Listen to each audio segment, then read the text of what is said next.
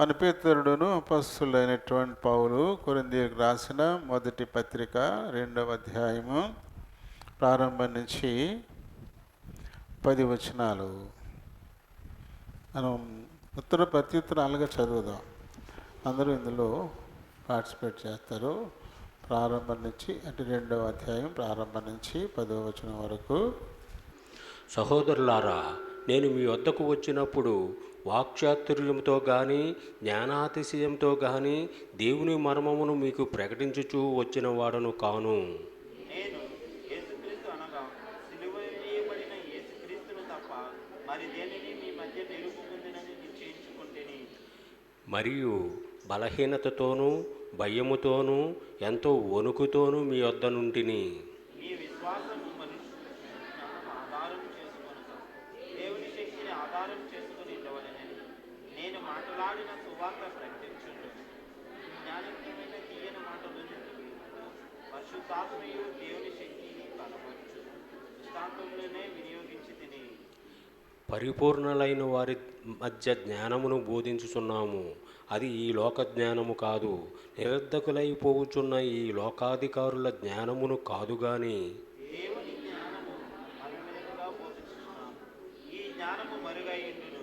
జగత్తుత్పత్తికి ముందుగానే దీనిని దేవుడు మన మహిమ నిమిత్తము నియమించెను. అది లోకాధికారుల్లో ఎవనికిని తెలియదు. అది వారికి తెలిసి ఉండిన ఎడల మహిమాస్వరూపియగు ప్రభువును సిలువ వేయకపోయిందురు. ఇదిని గూర్చి దేవుడు తన్ను ప్రేమించు వారి కొరకు ఏవి సిద్ధపరచునో అవి కంటికి కనబడలేదు, చెవికి వినబడలేదు, మనుషుల హృదయమునకు గోచరం కాలేదు అని వ్రాయబడి ఉన్నది. మనకైతే దేవుడు వాటిని తన ఆత్మ వలన బయలుపరిచి ఉన్నాడు. ఆ ఆత్మ అన్నిటినీ దేవుని మర్మములను కూడా పరిశోధించుచున్నాడు. దేవుని పరిశుద్ధ వాక్య ఎన్నికల్లో దీవించుచున్న కాక ఆమేన్. ప్రభు సహాయం కొరకై చిన్న ప్రార్థన చెప్పుకుందాము. అందరూ కూడా నాతో ఏకీభవించండి. ప్రేమ కలిగిన మా ప్రియ పరలోకపు తండ్రి, కనికర సంపన్నుడా, కృపా సత్య సంపూర్ణుడు అయిన మా దేవా, వందనాలు, స్తోత్రాలు. మీ ఉచితమైన కృపను బట్టి మా జీవితాలలో అనుగ్రహించిన మరొక పునరుత్థాన దినాన్ని బట్టి హృదయపూర్వకంగా మీకే కృతజ్ఞతాస్తుతులు చెల్లిస్తున్నాం. ఇంతవరకు పాడి మీ నామాన్ని ఘనపరిచాము. ఈ లేఖనాన్ని ధ్యానించాలని ఆశపడుతూ ఉన్నాం. మా వినికిడిలోనికి తేబడిన ఈ లేఖన భాగాన్ని దీవించండి నాయన. ఈ లేఖనాల్లోని 9వ వచనం నుంచి మరి గత 3 వారాలుగా మీరు మాతో మాట్లాడుతున్నారు. మరి ఈ దినాన్ని కూడా అదే విషయాన్ని మేము ధ్యానించాలని ఆశపడుతూ ఉన్నాం. ఈ వచనాల్లో నా కోసం మా కోసం దాచిపెట్టిన ఆత్మ సంబంధమైనటువంటి మర్మాలను మాకు బయలుపరచండి. ఆత్మీయంగా మమ్మల్ని బలపరిచి స్థిరపరచాల్సిందిగా మిమ్మల్ని కోరుచు బ్రతిమాలుకుంటూ ఉన్నాను. దీనుడను బలహీనుడను ప్రభా, నీ వాక్యమును బట్టి మాట్లాడడానికే నిలబడబోతుండగా నన్ను ఖాళీ చేయండి. మీ చిత్తానుసారమైన మాటలు నా నోట నుంచి మీరే మాట్లాడుకుని మహిమ ఘనత ప్రభావాల్ని పొందమని అడుగుతూ ఉన్నాను. చేర్చబడిన మా ప్రియులందరినీ బట్టి వందనాలు, స్తోత్రాలు. ఎవరైనా వస్తుంటే త్వరపెట్టి తోడుకుని రండి. నిలిచిపోతున్న వారిని జ్ఞాపకం చేసుకోండి. వారిని క్షమించి వారికి మరొక తరుణాన్ని అనుగ్రహించమని అడుగుతున్నాను. వచ్చిన వారి ఎల్లా ఈ కొద్ది సమయం తమ హృదయాలు, చెవులు ఈ పరలోకపు గవిని వైపు కేంద్రీకరించులాగున సహాయం చేయండి. నిద్రాత్మల్ని, అంధకార శక్తుల్ని నజరేయుడనే యేసు నామములో బంధిస్తున్నాం. నన్ను, మమ్మలను, ఈ మందిరాన్ని, విద్యుత్, సౌండ్ సిస్టమ్ ఇవన్నీ మీ చేతులకు అప్పగించుకుంటూ మీ నామమును అతిగా హెచ్చిస్తూ నన్ను మమ్మల్ని తగ్గించుకుంటూ మా ప్రభువు మా ప్రియరక్షకుడునైన యేసు నామములో ఈ మనవులు సమర్పిస్తున్నాను మా పరమ తండ్రి. ఆమేన్. Praise the lord. ప్రభునామలందరికీ వందనాలు. దేవుడు తన ఉచితమైన కృపను బట్టి మరి మన జీవితాల్లో మరొక పునరుత్థాన దినం ప్రభు పాద సన్నిధిని మనం గడపడానికి దేవుడు మనకు అనుగ్రహించాడు. ఈ సమయాన్ని బట్టి ఆయనకి మనం ఎంతైనా వందనస్తులమై ఉన్నాము.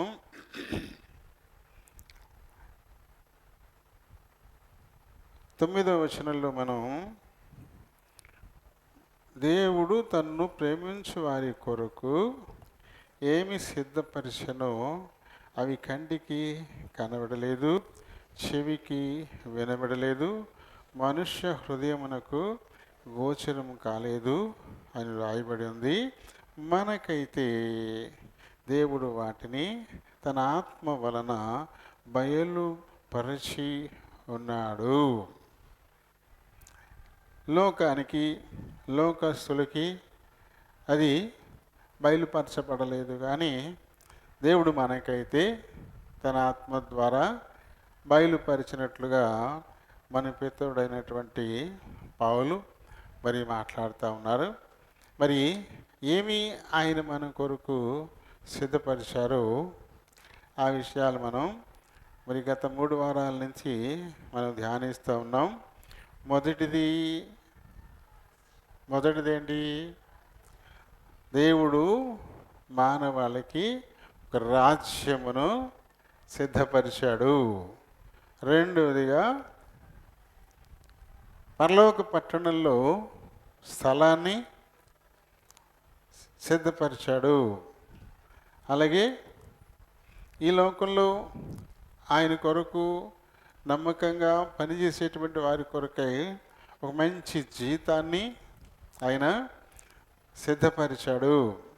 ఈ 3 మనం ధ్యానించాము. ఈ 4వదిగా మనకు రక్షణను సిద్ధపరిచాడు. రక్షణను అందుబాటులోకి ఆయన తీసుకొని వచ్చాడు. అయితే ఈ విషయాన్ని మరి మానవులు గుర్తించలేకపోతూ ఉన్నారు. రక్షణను పక్కన పెట్టి ఇంకా ఇలోక సంబంధమైనటువంటి వాటిని కోరుకుంటున్న వారుగానే కనబడుతూ ఉన్నారు. ఒక వ్యక్తి తనకు తెలియని మార్గంలో, ఒక అరణ్య మార్గంలో ఆయన వెళుతూ ఉండగా మధ్యలో మామూలుగా నేలలాగని ఆకులు, చిన్న చిన్న పుల్ల మొక్కలు అలాంటివన్నీ అలాగే ఉన్నాయి. అందులోంచి నడిచి వెళ్ళిపోతున్నాడు. కానీ వాటి కింద తనకే తెలియకుండా ఒక ఊబి లాంటిది ఉండిపోయింది. ఊబి అంటే తెలుసా? మామూలుగా చిన్న నీటి గుంటలాగా ఉంటుంది, పైపు అనేది బురద ఉన్నట్టు ఉంటుంది, కానీ అది లోపలికి ఎక్కడికో ఉంటుంది. అందులోకి ఒకసారి దిగబడితే దానిలో నుంచి బయట తన మట్టుకు తాను బయట పడలేడు. పై కొత్తకి కదిలే కొద్దీ కిందకి వెళ్ళిపోతుంటాడు, పైకి వద్దామని కదిలే కొద్దీ దిగిపోతుంటాడు, లోపలికి లాగేస్తుంటుంది. జిగిట గల దొంగ ఊబి అంటాం. అలాంటి ఊబిలో తను చిక్కుకున్నాడు. పాపం అలానే ఉన్నాడు. కొంచెంగా పోతున్నాడు. ఇంకా వెళ్ళిపోతాడు. ఈ లోపల దాహం వేస్తుంది, ఆకలి వేస్తుంది, అన్నీ ఉంటాయి కదా. ఆ సమయంలో అటువైపుగా ఒక వ్యక్తి వస్తున్నాడు. ఆయన దగ్గర నిలబడి ఉంది, ఆహారం ఉంది.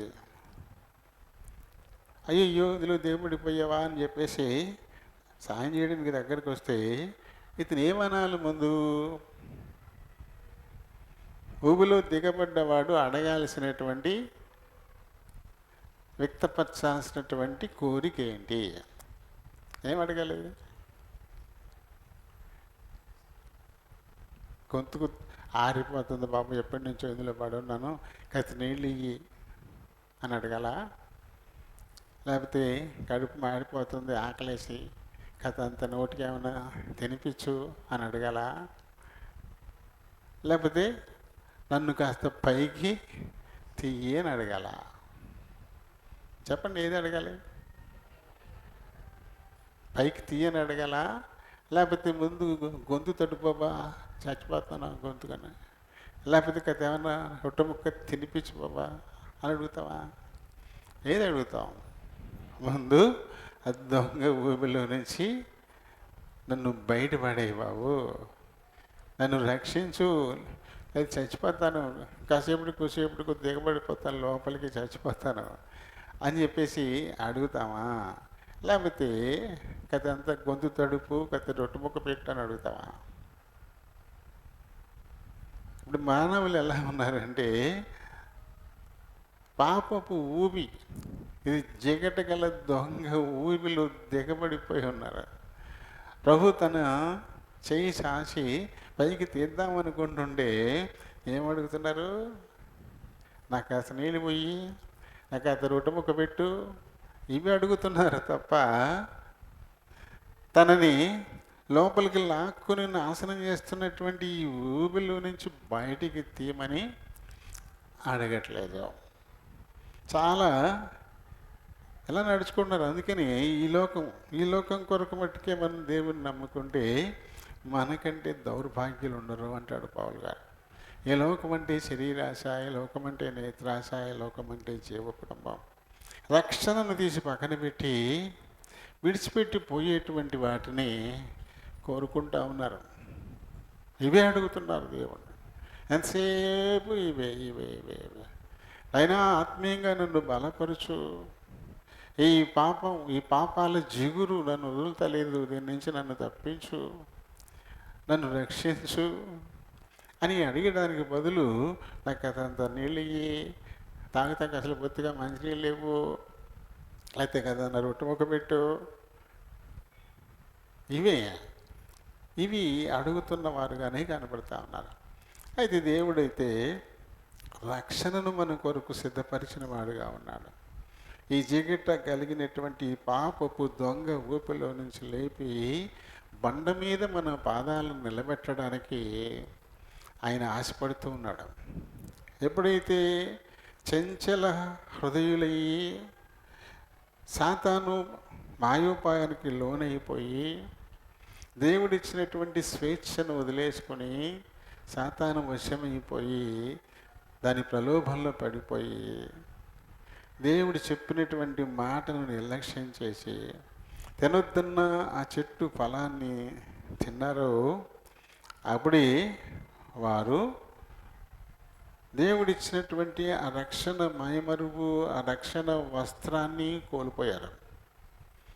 అంతకుముందు వారు దిగంబరులే అయినా దిగంబరులుగా వారు కనబడలే. వారి దిగంబరత్వం వారికి కనిపించకుండా ఉన్నది ఏంటి? అది దేవుడిచ్చిన ఆత్మీయ మైమరువు, అది రక్షణ వస్త్రం. వాళ్ళు ఎప్పుడైతే దేవుని ఆజ్ఞను మీరారో అప్పుడే అది పోయింది. అది పోవడంతో వాళ్ళ దిగంబరత్వం, వాళ్ళ అసహ్యత వారికి కనబడి సిగ్గుతో చచ్చిపోయిన వారు ఉన్నారు. ఆ దినానే దేవుడు ఒక నిర్ణయానికి వచ్చాడు. వీళ్ళకి తిరిగి మళ్ళీ రక్షణ వస్త్రాన్ని నేను వీరికి ధరింప చేయాలి. ఎప్పుడైతే వారి ఆజ్ఞాతిక్రమ పాపం చేత దాన్ని వారు పోగొట్టుకున్నారు, పాపపు జిగట ఊబిలో దిగబడిపోయి ఉన్నారు, వారి సొంత ప్రయత్నాలతో మరింతగా దిగజారిపోతున్నారే తప్ప పైకి రాలేకపోతున్నారు. మానవులు ఎన్నో సొంత ప్రయత్నాలు చేస్తున్నారు ఈ పాపాలు కడుక్కోవాలని, పైన కప్పుకుంటున్నారు. ధర్మ కర్మల వస్త్రంబు నీవు కప్పుకున్నదాగవు. లోపల అంతా మురికుడిపోయింది. ఆ పైన ధర్మం అనే గుడ్డ, కర్మం అనే గుడ్డ, ఇలాంటి గుడ్డలు కప్పుతున్నారు. అయితే లోపల ఉన్న మురికి ఎక్కడికి పోద్ది? అది అలానే ఉండిపోతుంది. పైన కప్పెట్టడం కాదు, మురికిని వదిలించుకోవాలి. మురికిని వదిలించుకోవాలి కానీ కప్పెట్టడం కాదు. చూడండి, స్నానం చేసిన వారు ఏం చేస్తారు? అంతకుముందు ధరించినటువంటి దుస్తులను తీసి మైలుబొట్టులో పారేసి మరి శుభ్రంగా ఉతికినటువంటి మంచి బట్టల్ని కట్టుకుంటారు. అంతేనా? లేకపోతే విడిచిన వాటిని మళ్ళీ కట్టుకుంటారా? స్నానం చేసిన తర్వాత అందుకు ముందు కట్టుకున్న బట్టలు మళ్ళీ తీసి కట్టుకుంటారా? లేకపోతే ఉతికిన బట్టలు కట్టుకుంటారు. అవి ఉతికినవంతే, అవి పట్టు వస్త్రాలు అవ్వక్కర్లేదు, పాలియస్టర్ అవ్వక్కర్లేదు, మరి ఇంకోటి అవ్వక్కర్లేదు. అది కాటనే కావచ్చు, కానీ ఉతికి శుభ్రపరిచినటువంటి బట్టలే కట్టుకుంటారు తప్ప అందుకు ముందు విడిచిన ఈ పట్టు వస్త్రాలైనా సరే కట్టుకోరు. స్నానానికి ముందు ఏది కట్టుకున్నారు ఆ బట్టలు కొన్ని పట్టు వస్త్రాలే అయినా స్నానం చేసిన తర్వాత వాటిని కట్టుకోవడానికి ఇష్టపడరు కదా. అలాగే మరి పరిశుద్ధుల లెక్కలోకి వచ్చాము అనుకునే వాళ్ళందరూ కూడా బాప్తిస్మ స్నానం, పునర్జన్మ సంబంధమైన స్నానాన్ని ఆచరించిన వారే కదా. ఇలాంటి ఒక స్నానం చేసిన తర్వాత కూడా మళ్ళీ ఆ పాత బట్టలే ధరిస్తారా? ఆ పాతవే మళ్ళీ ధరిస్తారా? చాలామంది ఆ పాతయే మళ్ళీ ధరిస్తున్నారు, నూతన వస్త్రాలను ధరించట్లేదు. అంటే పరిశుద్ధాత్ముడు వారి జీవితాల్లో నూతన స్వభావాన్ని కలిగించటం లేదు. తీతు 3:5 చెప్పినట్టుగా కేవలం పునర్జన్మ సంబంధమైన స్నానం ఒకటే సరిపోదు. ఇది అయిన తర్వాత ప్రశస్తమైన రక్షణ వస్త్రం ధరించుకోవాలి, అప్పుడు మాత్రమే కదా. అయితే ఈ రక్షణ వస్త్రాన్ని కప్పడానికి, ఈ పాపపు సిగ్గు మొత్తం తీసేసి నూతనపరిచి ధైర్యపరచడానికి, ఆ భయాన్ని పోగొట్టడానికి, పాపం ఎక్కడుంటుందో అక్కడ ఏముంటుంది? భయం ఉంటుంది. పాపం ఎక్కడుంటుందో అక్కడ స్వేచ్ఛ ఉండదు. స్వేచ్ఛగా ఉండలేరు. పాపం చేసినటువంటి వాళ్ళు స్వేచ్ఛగా ఉండలేరు. పాపం ఎక్కడుంటుందో అక్కడ వారి ముఖాల్లో చిరునవ్వు ఉండదు, వాళ్ళ ముఖాల్లో ప్రశాంతత ఉండదు. పాపం అనేది ఒక మసలుతున్నటువంటి ఒక బాణ లాంటిది. అందులో ఓ సముద్రం చెప్పాడు. సముద్రం మసలి దాని లోపల ఉన్నటువంటి ఈ కుళ్ళు అంతా తీసుకొచ్చి ఒడ్డున పడేస్తుంది అన్నట్టుగానే ఈ పాపం బయట అలా పారేస్తూ ఉంటుంది, బయటికి తీసుకొస్తూ ఉంటుంది. కాబట్టి ఇటువంటి పాపాన్ని నేను పూర్తిగా కడిగేసి వీరికి రక్షణ వస్త్రాన్ని ధరింప చేయాలన్నదే దేవుని కోరిక. మరి ఆ దినానైతే వారు పాపులైపోయినప్పుడు, ఆదికాండం 3వ అధ్యాయంలో మరి శాపగ్రస్తులు అయిపోయినప్పుడు, వారిని శపించి ఆయన సముఖాన్ని నుంచి నెట్టేసేటప్పుడు అంతకుముందు అంజూరపు ఆకులు తెచ్చుకొని వాటన్నిటిని గుదిగా గుచ్చుకొని మలల చుట్టూ కట్టుకొని ఆ సిగ్గును కప్పుకోవాలని ప్రయత్నం చేసి కూడా విఫలులైపోయారు. ప్రభు పిలిచినప్పుడు ఆదాము నుంచి వచ్చిన రిప్లై ఏంటి? ఆదామా అని పిలిస్తే, ఈ తోటలో నీ స్వరాన్ని నేను వినినప్పుడు దిగంబరినై ఉండిన కనుక సిగ్గు చేత చెట్ల చాటున దాక్కున్నాను అన్నాడు. ఎందుకలా? నేను తినొద్దన్న చెట్టు ఫలాన్ని కానీ తిన్నావా అన్నాడు ప్రభు కదా. అంటే సుప్రయత్నాలతో వారి సిగ్గును దాచిపెట్టుకోలేకపోయారు, కప్పుకోలేకపోయారు. కాబట్టి తాత్కాలికంగా వారిని వెలుపలికి నెట్టేసేటప్పుడు చర్మపు చొక్కాయలు వారికి కొట్టించి తొడిగించి వారి సిగ్గును కప్పి వారిని వెలుపలికి పంపించేసినట్లుగా మనం చూస్తాం అక్కడ. అది తాత్కాలికమైనటువంటి ఏర్పాటు. అయితే అది శాశ్వతమైన ఏర్పాటు చేయడం కొరకు ఆ తదుపరి స్త్రీ సంతానంగా ఆయన ఈ లోకానికి రాబోతున్నట్టుగానే ఆయన ముందుగానే ప్రకటించాడు. అదే ఆదికాండం 3వ అధ్యాయం 15వ వచనం నుంచి మనం చదువుతాం. స్త్రీ సంతానంగా ఆయన రాబోతాడు, సాతానుతో పోరాడి సాతాను తల చితక్ కొడతాడని చెప్పేసి అక్కడ రాయబడింది కదా. కాబట్టి అలానే కాలం పరిపూర్ణమైనప్పుడు గలతీ 4:4 మనం చదువుతాం. ఆయన స్త్రీ సంతానంగా ఈ లోకంలోకి వచ్చినట్లుగా అక్కడ మనం చదువుతాం.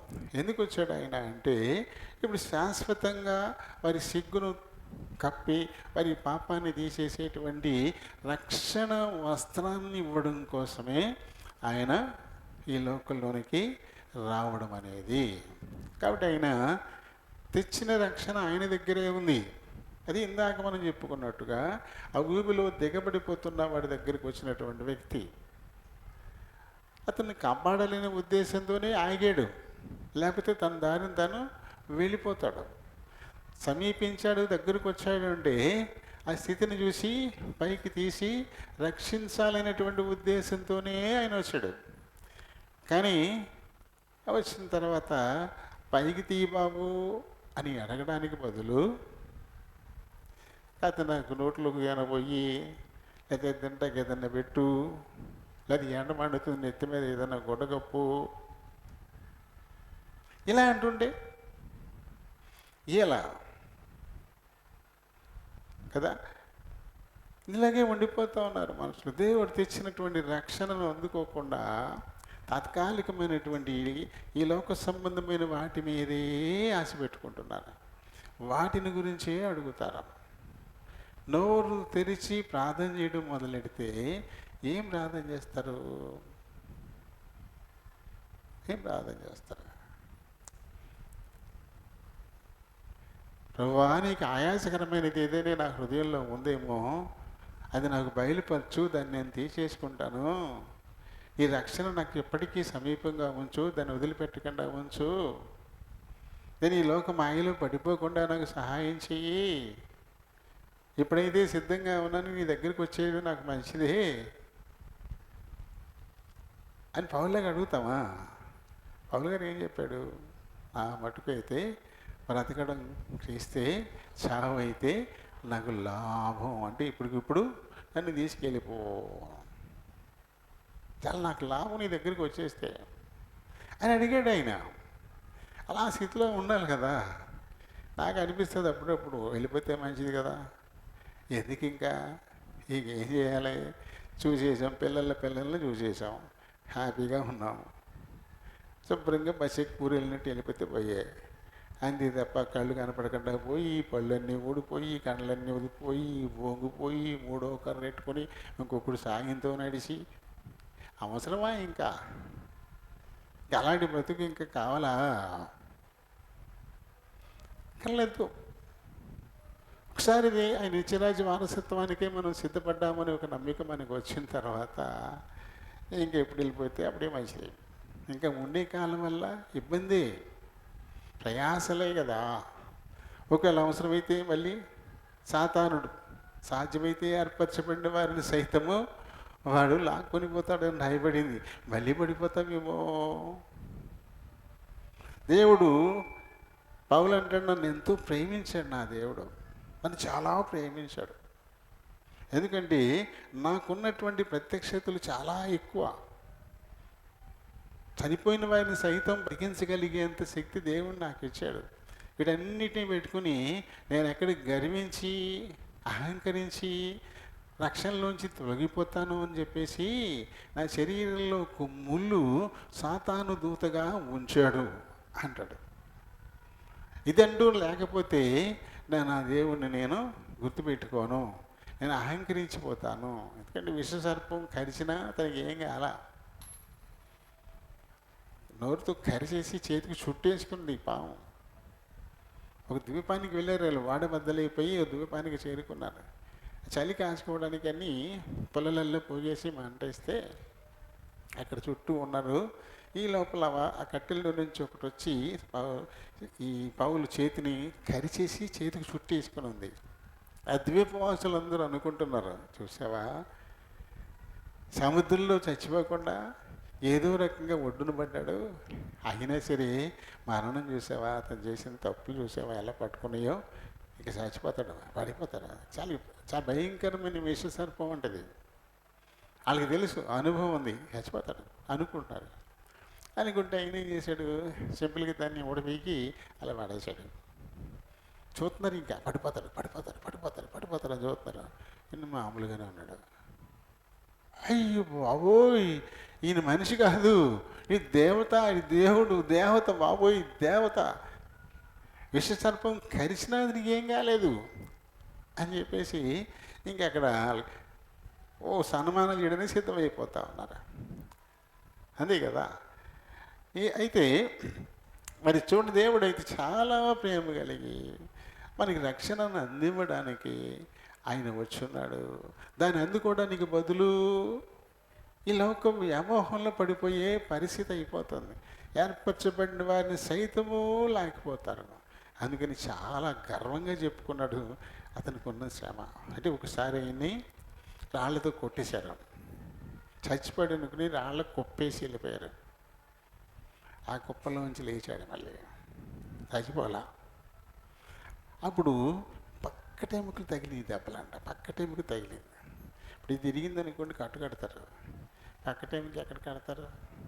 దానికి కట్టు కడతాక ఉండదు. దాంతో అది అలానే ఉండిపోయింది. అది ఏమవుతుంది, ఏదైనా కొంచెం మనకు ఒత్తుకుంటే ఊపిరి తీసుకున్నప్పుడు కష్టం అవుతుంది, తుమ్మినా తగ్గినా కష్టం అవుతుంది, అటు ఇటు తిరగాలన్నా కష్టం అవుతుంది. అటువంటి జబ్బు ఉండిపోయింది లోపల దానికి. ఆయన అడిగాయంట, ప్రభువా ఇది నా నుంచి తొలగించవా, చాలా ఇబ్బంది పడుతున్నాను. ఆయన 3 సార్లు అడిగాడంట. ముమ్మారు అడిగినా సరే నా కృప నీకు చాలు అన్నాడంట. 3 సార్లు అడిగినా సరే నా కృప నీకు చాలు అన్నాడంట. అలా ఉన్నాయి. ఒక రకంగా చెప్పాలండి, నోరు మూసేయి సెటప్ అన్నట్టే. 3 సార్లు అడిగినా సరే నా కృప నీకు చాలు అన్నాడంట. దీని కోపం రావాలి కదా, ఇంత పని చేస్తున్నాను నీకోసమే మొత్తం ప్రపంచం అంతా తిరుగుతున్నాను, కాలినడక తిరుగుతున్నాను, పడవలేక తిరుగుతున్నాను, ఎందరితో రాళ్ళతో కొట్టించుకుంటాను, ఎంతో ఒకసారి చంపేయడైనా చూస్తున్నారు. ఇలాంటి పరిస్థితులన్నీ ఎదుర్కొంటే నీ పని నేను చేస్తూ ఉంటే ఈ కొద్దిపాటి రోగాన్ని తీసేయండి, ఉరిమి అంటవా అని కోపగించుకోవాలి కదా, మొహం పక్కెట్టుకోవాలా, మార్చుకోవాలా. కానీ ఆ స్థితిని కూడా తను చాలా గర్వంగా చెప్పుకుంటున్నాడు. నాకున్న ప్రత్యక్షతలు అనేకం, నేను ప్రార్థిస్తే రోగాలు పోయాయి, చచ్చినోడు కూడా బతికారు, విషసర్పం కరిసినా నేను చావకుండా నిలబడి ఉన్నాను, ఇటువంటివన్నీ నాకున్నాయి. ఏదైతే ఎప్పుడు వచ్చినాయో నేను అహంకారంతో ఎక్కడ పడిపోతానో అని చెప్పేసి నా ప్రభు నన్ను ఎంతో ప్రేమించి ఒక ముళ్ళు నా శరీరంలో సాతాను దూతగా ఉంచాడు అని ఆ స్థితిని బట్టి ఆయన గర్వంగా చెప్పుకుంటున్నాడు. దానికి దారి మన పితరుడైన దావీదే. దావీదు ఎంతో బంగారం, ఎంతో వెండి, ఎంతో విలువగల రాళ్ళు, కర్ర అన్నీ పోగు చేశాడు దేవుని కోసం మందిరం కడదామని. చాలా విలువైనటువంటిది అన్నీ పోగు చేశాడు మందిరం కడదామని. ఎందుకంటే నాతాను దగ్గర బాధపడ్డాడు. నేనైతే సరమీలు వేసినటువంటి అంతఃపురాల్లో ఉన్నాను, నా ప్రభు యొక్క మందసం అయితే గుడారంలో ఉండిపోయింది, ఇది నాకు చాలా బాధగా ఉంది అని అంటే, నాతాను ఇంకైతే శుభ్రంగా నువ్వు రాజు అయి ఉన్నావు, నీకు అడ్డేంటి, మందిరం కట్టేయి అన్నాడు. వీళ్ళిద్దరూ మాట్లాడుకుంటుంది. దేవుడు గమనించి నాతాను పిలిచి, దావీదు నా కోసం మందిరం కట్టే ఆలోచనలో ఉన్నాడు, కానీ వద్దు, అతను నా కోసం మందిరం కట్టకూడదు. ఎన్నో యుద్ధాలు చేసి అతని చేతులు రక్తసిక్తం అయిపోయి ఉన్నాయి, కాబట్టి అతడు నా కోసం మందిరం కట్టకూడదు. ఆ తదుపరి కాలంలో అతనికి ఒక కుమారుని ఇస్తాను, అది నాలలో యుద్ధాలే ఉండవు, రక్తపాతాలే ఉండవు, అతడు నా కోసం మందిరాన్ని కడతాడు, దావీదు మట్టు కట్టడానికి వెళ్ళలేదు అని మళ్ళీ నాతానుతోడే కౌరు పంపించాడు. ఇప్పుడు దావీదు ఏం చేయాలి? మొఖం ఎత్తపట్టాల. నీ కోసం నేను ఇంత ప్రయాసపడి ఎన్నో టన్నుల బంగారం, టన్నుల ఇనుము, టన్నుల వెండి, ఎంతో కర్ర గలగల రాళ్ళు ఇవన్నీ సిద్ధపరిచి నీకు మందిరం కడదామనుకుంటే నన్ను కట్టొద్దంటవా అని చెప్పేసి మొఖం ఎత్తి పెట్టాలి కదా. ఏం లేదు, చాలా సంతోషం, చాలా సంతోషించాడు. అవును, ఎన్నో యుద్ధాలు చేశాను నేను, దేవుడైనటువంటి వాడు, పరిశుద్ధుడైన దేవుడు, అలాంటి మందిరం నేను కట్టకూడదు, నా కొడుకు కడతాడులే అని మొత్తం అంతా కొడుక్కి చెప్పాడు. నాయనా, నా దేవుడు నీకు ఎప్పుడు తోడుగా ఉంటాడు, నీ చెయ్యి విడివాడు, ఆయనకి అప్పచెప్పిన పని నువ్వు పూర్తి చేస్తావు అని చాలా సంతోషంగా అన్నిటినీ అప్పగించిన వాడు ఉన్నాడు. మొహం ఎత్తుపట్ల, మొహం మాడుచుకోలే. మనం ఏం చేస్తాం, వెంటనే మొహం మాడిపోయేది. ఒక 4-5 ఉంటారనుకోండి, ప్రార్థన చేసే క్రమంలో అందరి పేర్లు గుర్తుండవు కదా, ఎవరి పేరని ఎత్తలేదు అనుకోండి, అంతే, సో నా కోసం ప్రార్థన చేయలేదు, మొహం మాడి చేసుకునేది. ఆయనకి ఇష్టమైన వాడికి చేస్తాడు, ఆయనకి నచ్చిన వాడికి ప్రార్థన చేస్తాడు, నాకెందుకు చేస్తాడు, వెంటనే మాడిపోయేది కదా.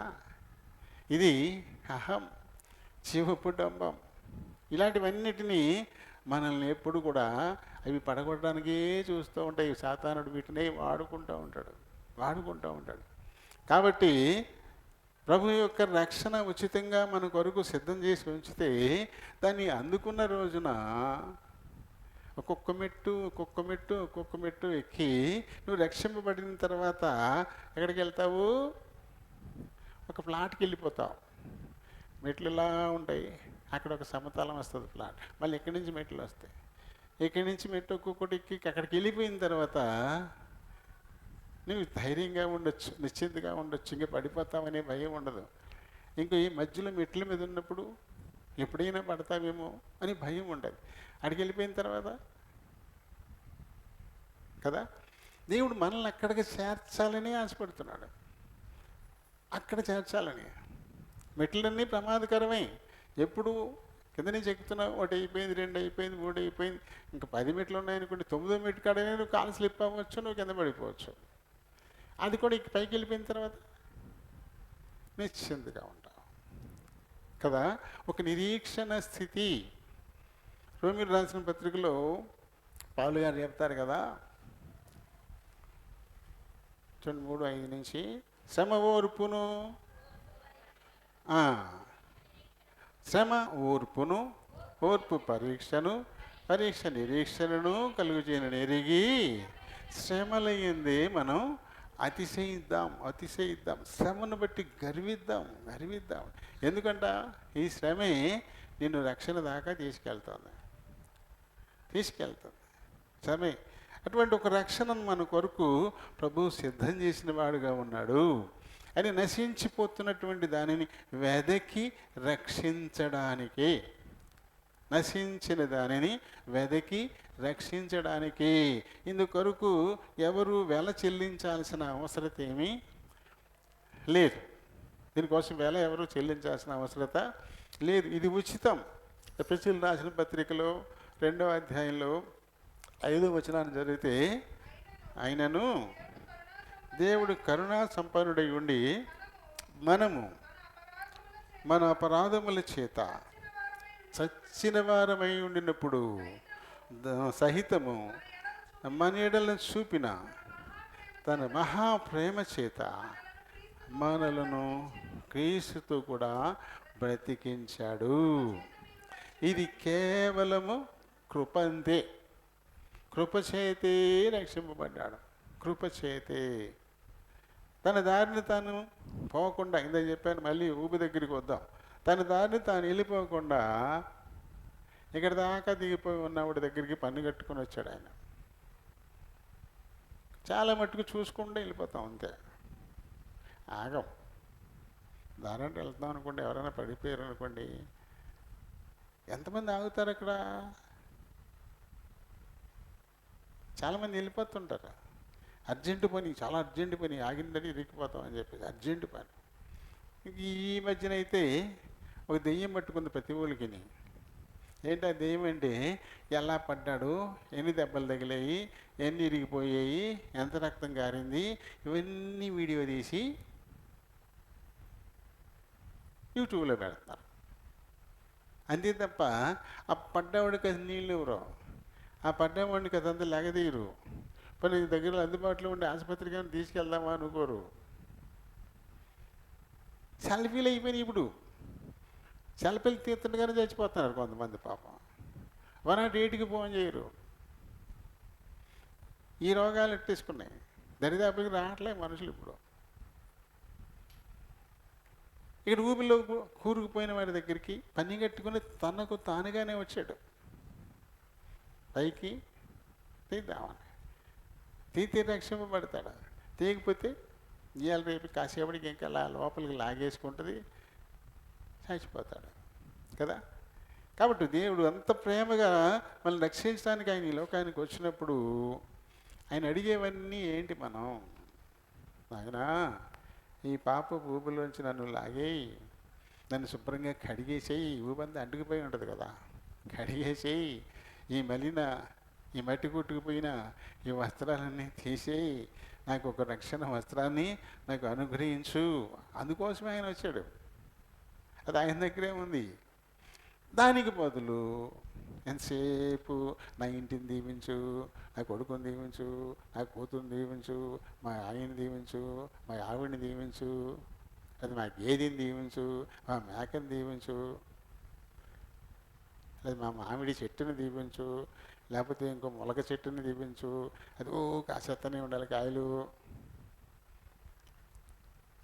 ఇవే కదా నోరు తెరిస్తే ప్రార్థన చేసేది, ఇవే కదా.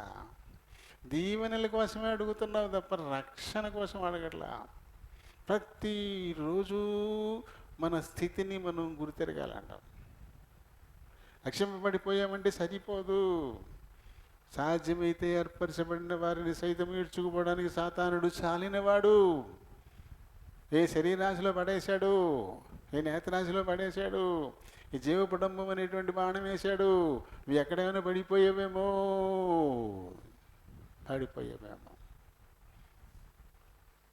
దేవుని హృదయానుసారుడని చెప్పబడిన దావీదే పడిపోయాడు.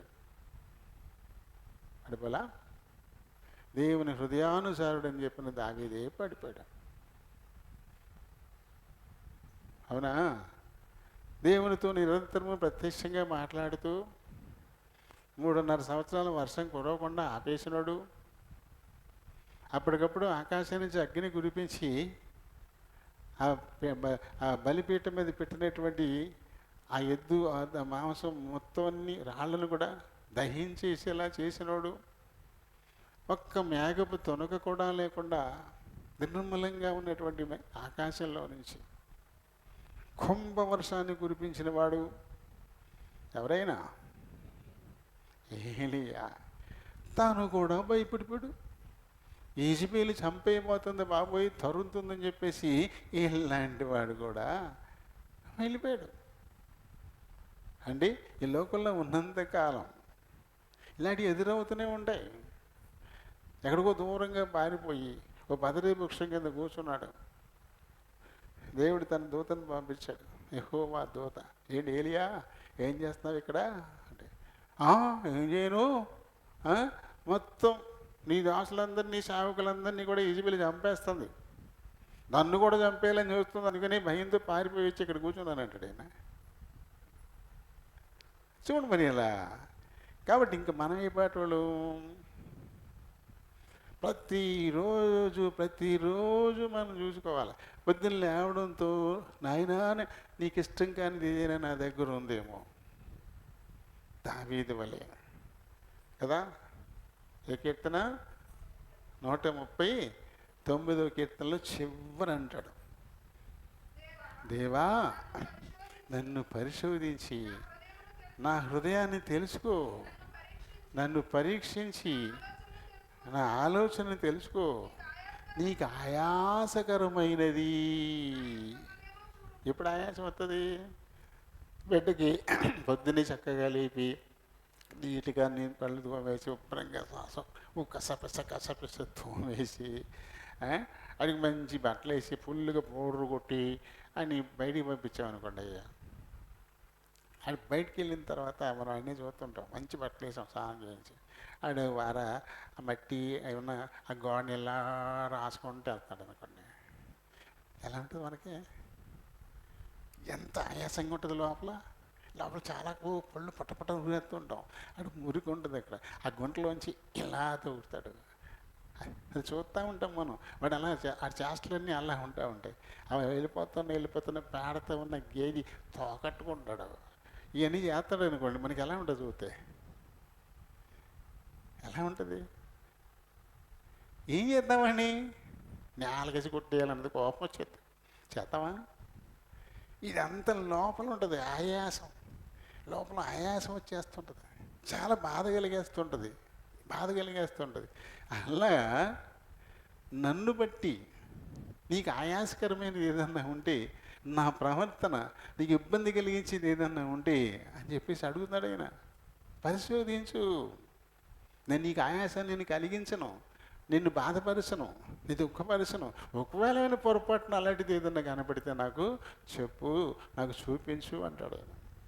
చూడండి ఎంత మంచి కోరిక. ఇలా అడుగుతామా? ప్రార్థన చేయడం మొదలు పెట్టగానే దీవించు దీవించు దీవించు. అంతేగాని రాత్రి పడుకుని పోయే ముందు ప్రార్థన చేసుకుంటాం. కానీ ఈ ఉదయం నుంచి రాత్రి సమయం దాకా నా ప్రవర్తనలో నీకు ఇబ్బందికరమైనది ఏదైనా ఉందా, నా మాట ఏదైనా తేడా ఉందా, నా చూపులో ఏమైనా తేడా ఉందా, నా ప్రవర్తనలో ఏమైనా తేడా ఉందా, సాతాను వశంలో ఏమైనా పడిపోయానా నాకే తెలియకుండా, నన్ను బట్టి నువ్వేమైనా ఆయాసపడుతున్నావా, నీ హృదయంలో ఏమైనా బాధ కలిగిందా నన్ను బట్టి, అయితే నాకు చూపించు, నేను సరి చేసుకుంటాను. మానవ మాత్రం ఆయన క్షమించు నన్ను, ఇంకెప్పుడు ఇలాంటిది చేయను అని అడుగుతామా? ఎంతమంది అడుగుతారు చెప్పండి? నవ్వురు ఇప్పుడు ప్రార్థన చేయడం మొదలెట్టిందిగా ఏం చేస్తారు? ముందు ఏం చేస్తారు? అది పేకలోతు ఊపిలో ఉండి కూడా గొంతుకు నీళ్లు పోయి నాకు అని అడిగినట్టే ఉంటుంది. పేకలోతు ఊపిలో ఉండి కూసేపుడు కాసేపుడు మునిగిపోతారు, అప్పుడు కూడా రొట్టె ముక్క ఎట్టన్నట్టు ఉంటుంది. ముందు లాగి నేను బయట పెడితే నీళ్ళని తాగొచ్చు, రొట్టె అనేది అనొచ్చు. మొదటి ప్రాధాన్యత ఏంటి? నువ్వు రక్షింపబడ్డావనేది మొదటి ప్రాధాన్యత. తర్వాత ఏదైనాను రక్షింపడితే ఏదైనా చేయొచ్చు కదా. నువ్వు అందులోనే ఉండిపోయి ఇలాంటి కోరికలు ఏమిటి? దేవుడు అసలు దీవెనల కోసం ప్రార్థన చేయమన్నాడా? ద్వితీయోపదేశకాండం 28వ అధ్యాయంలో వెళ్తే మనం 2వ వచనాన్ని చూస్తే, నీవు నీ దేవుడైన మాట యెహోవా మాట వినిన ఎడల ఈ దీవెనలన్నీ నీకు వచ్చి ప్రాప్తించేస్తాయి.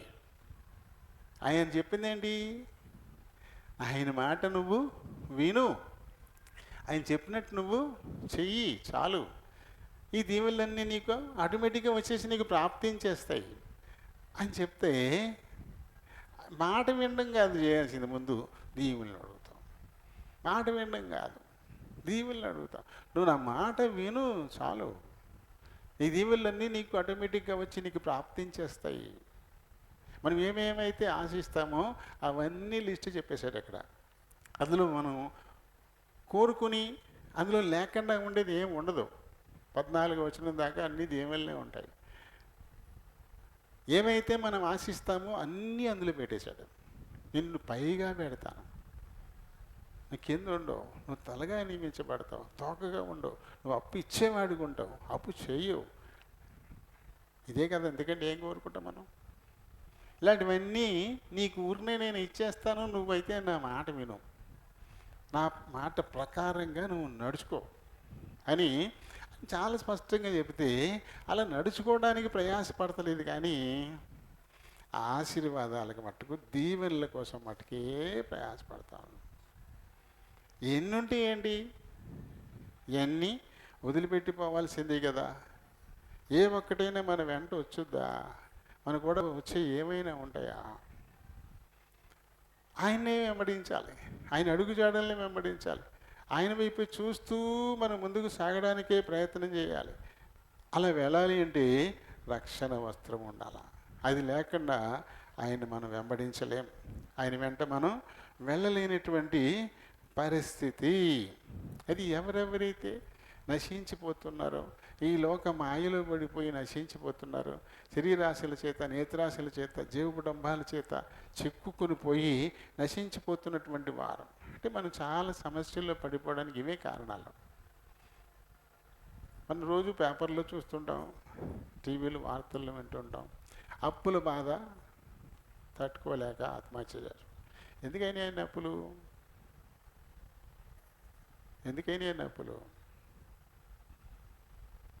ఇంత గంజి తాగడానికి అప్పులు అయిపోతాయా?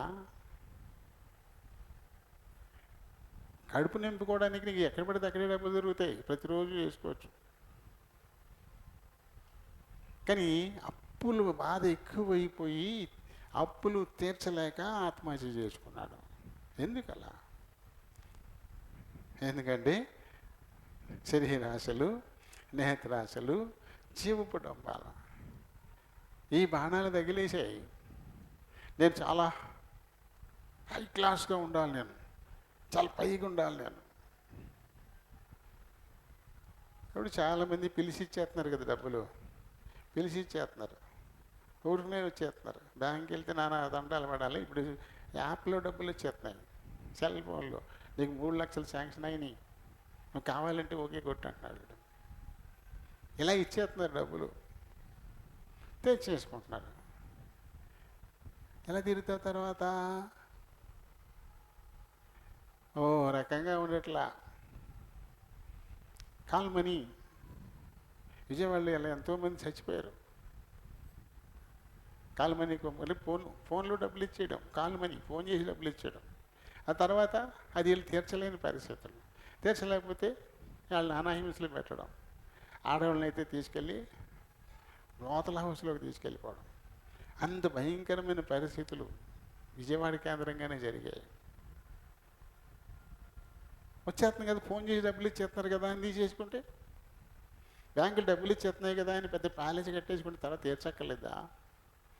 బ్యాంకులు డబ్బులు ఇచ్చేస్తున్నాయి కదా నువ్వు మంచి కారు కొనైతే తీర్చక్కర్లేదా? ఇస్తున్నాయి కదా అని తెచ్చేసుకోవడం, తీర్చలేని పరిస్థితి. వచ్చి బ్యాంకు వాడు వచ్చి కారు ఎట్టుకుపోతాడేమో, మళ్ళీ ఇక్కడ అవమానం, వాళ్ళు నవ్వుతారు. జీవపటంబానికి లోటు వచ్చేస్తుంది, నవ్వుతారు అని చెప్పేసి ఆ కారు బ్యాంకు వాళ్ళు ఎట్టుకెళ్ళడం నేను చూడను, నేను తట్టుకోలేను, నేను చూడను. అందుకని ఒకటి మింగి చచ్చిపోయాడు. ఈ అవసరమా ఇది? ఇలాంటివి ఎన్ని చాలామంది ఇలా ఉసురు తీసేసుకుంటూ ఉన్నారు. ఈ జీవపటంబం, లేకపోతే నేత్రాశలు, లేకపోతే శరీరాశలు, ఇవి అనేకులు భ్రష్టు పట్టుకోవడానికి కారణమైపోతాను. అయితే ప్రభు మనకు చెప్తున్నటువంటి సత్యం ఒకటే, ఇలాంటివి ఏమో మనలో ఉన్న ఆయాసకరమైనయే, ప్రభువుకు దుఃఖాన్ని కలిగించేవి. ఎందుకంటే వాటిని ఆయన జయించేశాడు. శరీరాశను జయించేశాడు, నేత్రాశను జయించేశాడు, జీవకుటుంబాన్ని జయించేశాడు. కాబట్టి జయించడానికి నేనే మార్గమని కూడా ఆయన ఛాలెంజ్ చేసి చెప్పేశాడు కదా. అయినా సరే ఇంకా ఇలా పడిపోతున్నటువంటి వాళ్ళు ఎక్కడెక్కడ ఉన్నారు, ఇలాంటి వారినందరినీ వెదకి రక్షించడానికే ఆయన ఈ లోకానికి వచ్చినట్లుగా మనం చదువుతాం. చూడండి, లూకా సువార్తలో 19వ అధ్యాయంలో 10వ వచనం చూడండి. నశించిన దానిని వెదకి రక్షించడానికి మనుష్య కుమారుడు వచ్చాడు. ఈ లోకానికి ఎందుకు వచ్చాడు? నిన్ను రక్షించడానికే వచ్చాడు. నీకే తెలియకుండా నాశనకరమైన మార్గంలో వెళ్ళిపోతున్నటువంటి నిన్ను నన్ను వెదకి రక్షించడానికి. ఆయన దాని ముందు చెప్పిన వృత్తాంతం అయితే పొట్టి జక్కయ్య గారు. జక్కయ్య స్వార్థపరుడైపోయాడు, ధనాపేక్షకుడైపోయాడు, దాంతో పీనాసుడైపోయాడు. ఏ మాత్రం కూడా దయా దాక్షిణ్యాలు, కొంచెత్తు మంచితనం కూడా అతనిలో లేకుండా అయిపోయింది. పూర్తిగా అందులో మునిగిపోయాడు. ఎంతసేపు ధన సంపాద్యమే, ధనాపేక్ష సమస్తమైన కీడులకు మూలమని బైబిల్ చెప్తుంది. అయితే ఈ ధనాన్ని సంపాదించుకునేటువంటి వ్యాపకంలో పడిపోయి ఉన్నాడు. కొంచెం మంచితనం కూడా లేదు, మనిషినన్న సంగతినే మర్చిపోయాడు అంత దారుణంగా. అయితే అతనిలో కొద్దిపాటి ఒక కోరిక ఉంది. ఎందుకంటే అతను వృత్తే అందుకు వీలు కల్పించింది. అతని పని ఏంటి? సొంకం వసూలు చేసుకునేటువంటి మెట్టు, అక్కడ ఒక చిన్న టేబుల్ లేదా కుర్చీ లాంటిది వేసుకుని కూర్చుంటాడు. ఆ వ్యాపారస్తులు వచ్చేవాళ్ళ పట్టుకుంటాడు, పట్టుకుని పన్ను పన్ను అంటాడు. బాబు ₹1 కూడా బోనీ కాలేదండి బాబు అని అన్నా సరే విండవు, అలా వసూలు చేస్తాడు. ఆ వ్యాపారస్తులు పొరుగు ఊర్ల నుంచి కూడా వస్తారు కదా, యెరూషలేము నుంచి, బెత్లెహేము నుంచి, ఈ ప్రాంతాల నుంచి వ్యాపారస్తులు వస్తుంటారు. ఇది ఎరుకో. యేసుప్రభు చేసినటువంటి కార్యాలు, అవి విన్నవి చూసినవి, వాటి గురించి మాట్లాడుతూ ఉంటారు. ఇతను ఆ వ్యాపారస్తులతో మాట్లాడతాడు కదా, దాంతో యేసు గురించి విన్నాడు. ఆయన కుష్ఠరోగులను బాగు చేశాడు, కుంటోళ్ళని నడిపించాడు, గుడ్డోళ్ళకి చూపించాడు, చచ్చిపోయిన వాళ్ళు కూడా బతికించాడు రా అని చెప్పుకున్నారు వీళ్ళు. ఇలాంటివన్నీ ఆయన వింటూ వచ్చాడు. దాంతో ఆయన ఎలా ఉంటాడో ఆయన గురించి ఇంత బాగా చెప్తున్నారు, ఎలా ఉంటాడు ఆయన అనేటువంటి ఆసక్తి ఇతని లోపల బాగా ఉండిపోయింది. అయితే ఇతని పనులు మట్టుకు నాశనం వైపుకున్నాయి, నశించిపోతున్నాడు. ఇతని ప్రవర్తనను బట్టి నశించిపోతా ఉన్నాడు. కానీ ఆయన ఎలా ఉంటాడో చూడాలని ఆయనలో కలిగినటువంటి ఒక ఆశ, ఆ కోరిక ఉంది కదా, అది సరిపోయింది. హృదయాంతర్యాలు ఎరిగిన దేవుడు కదా, ఎరుకోలు నన్ను చూడాలని ఒక ఆత్మ చాలా ఆశపడుతోంది, నేను ఎలా ఉంటానో నన్ను చూడాలని చాలా ఆశపడుతోందని ఆయన వెతుక్కుంటూ ఎరుకోకు వచ్చాడు. ఆయన ఎరుకోకు రావడం జక్కయ్య కోసమే. జక్కయ్య గారు పాప ఆయన చూద్దామని ఆ సొంకపు మెట్టు వదిలేశాడు. అంటే వ్యాపారం పోద్ది కదా, లేకపోతే మరి 3 మంది వచ్చేస్తారు వ్యాపారాలు చేసుకునే వాళ్ళు, పన్ను కట్టకుండా పోతారు. అమ్మయ్య జక్కయ్య లేడు ఈయన పండుగ చేసుకుంటారు వాళ్ళందరూ కూడా. కానీ ఈయన అది వదిలేశాడు. ఆ రోజు లాభం కూడా వదిలేశాడు. చాలా లాభం పోతుంది కదా అనుకోకుండా వదిలేసి వచ్చేసాడు. ఆయన చూడడానికి పాపం జనం చుట్టూ తిరుగుతున్నాడు. జనం అందరూ పొడుగాటోళ్ళు, ఈయనేమో పొట్టోడు. కాబట్టి ఆయన ఎలా కనబడతాడు? ఇటు పక్కే కనబడతాడా, ఆ పక్క వెళ్తే కనబడతాడా, ఇటు వెళ్తే కనబడతాడా, ఇలా చూతే కనబడతాడా. చాలా ప్రయత్నాలు చేశాడు. ఎన్ని ప్రయత్నాలు చేసినా ఆయన చూడలేకపోతున్నాడు. సర్లే ఎందుకు వచ్చిన కూడా వెళ్ళిపోతా, లేకపోతే లాభం పోద్ది అని అనుకోలే. ఉత్తుత్త ఆశలకి ఏమి రాడే ప్రభు. హృదయపూర్వకమైన ఆసక్తి ఉంది అతనిలో. యేసు ఎవరో చూడాలని హృదయపూర్వకమైన ఆసక్తి. ఏదో వీలైతే చూద్దామలే కాదు. కాబట్టి ఆలోచన చేస్తున్నాడు. నీ మీద దృష్టి పెట్టి నీకు ఆలోచన చెప్తాను ప్రభు చెప్పాడుగా. ఒక ఆలోచన టక్కమని ఇచ్చాడు. యేసు ప్రభు ఏ దారి గుండా వెళ్తాడో ఆ దారిలో ముందుకు నేను పరిగెత్తికి వెళ్ళిపోయి అక్కడ ఏదో ఒక చెట్టు ఎక్కి నేను కూర్చుంటే ఆయన కనపడకుండా ఎవడొస్తాడు నాకు అని ఆలోచన వచ్చేసింది. గప్చుప్పు వెళ్ళిపోయాడు. వెళ్ళమంటే వెళ్ళాడు కానీ చెట్టు ఎక్కడం అంత తేలిక. ఆ పెద్ద వయసులో ఉన్నవాడు, ఆ డబ్బున్నోడు ఎట్టెక్తాడా, ఎక్కడా? ఎంత కష్టం, ఎంత ప్రయాస. అసలే పొట్టుడు ఇతని చేతులు ఉంటాయి. అంతని చేతులతో అంతలా చెట్టు అట్టుకుని ఏమి ఎక్కుతాడు? మేడి చెట్టు ఎక్కాడంట. ఎంత ప్రయాసం. అప్పుడైనా మానేయలే, ఎక్కలేకపోతున్నాం, ఎందుకు వచ్చిన గొడవలే పోనే అని అనుకోలే. ప్రయత్నం మానలే, ఎక్కే ప్రయత్నం. ఎలా అయితే మొత్తం మీద పైకి ఎక్కేసాడు.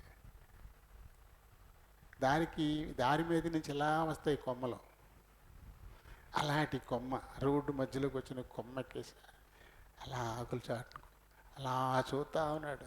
ప్రభువు నడుచుకుంటూ వస్తూ ఉన్నాడు. అలా చూస్తూ ఉన్నాడు. ఆయన హృదయంలో నిండిపోయాడు ప్రభు. బా అజానుబాహుడు. ఆయన కురులు చూడు, ఆయన కళ్ళు చూడు, ఆయన ముఖం చూడు, ఆ చిరునవ్వు చూడు, ఆయన చేతులు చూడు, అజానుబాహుడు. బా అనుకుంటే అలాగే చూస్తూ ఉండిపోయాడు. జక్కయ్య చెట్టు ఎక్కి కూర్చున్నాడని ఎవరు యేసుప్రభు చెప్పారా? తిన్నగా వచ్చి అక్కడ ఆగిపోయాడు. అందరికీ పెద్ద షాక్. ఏంటి ఇక్కడ ఆగేదేంటి?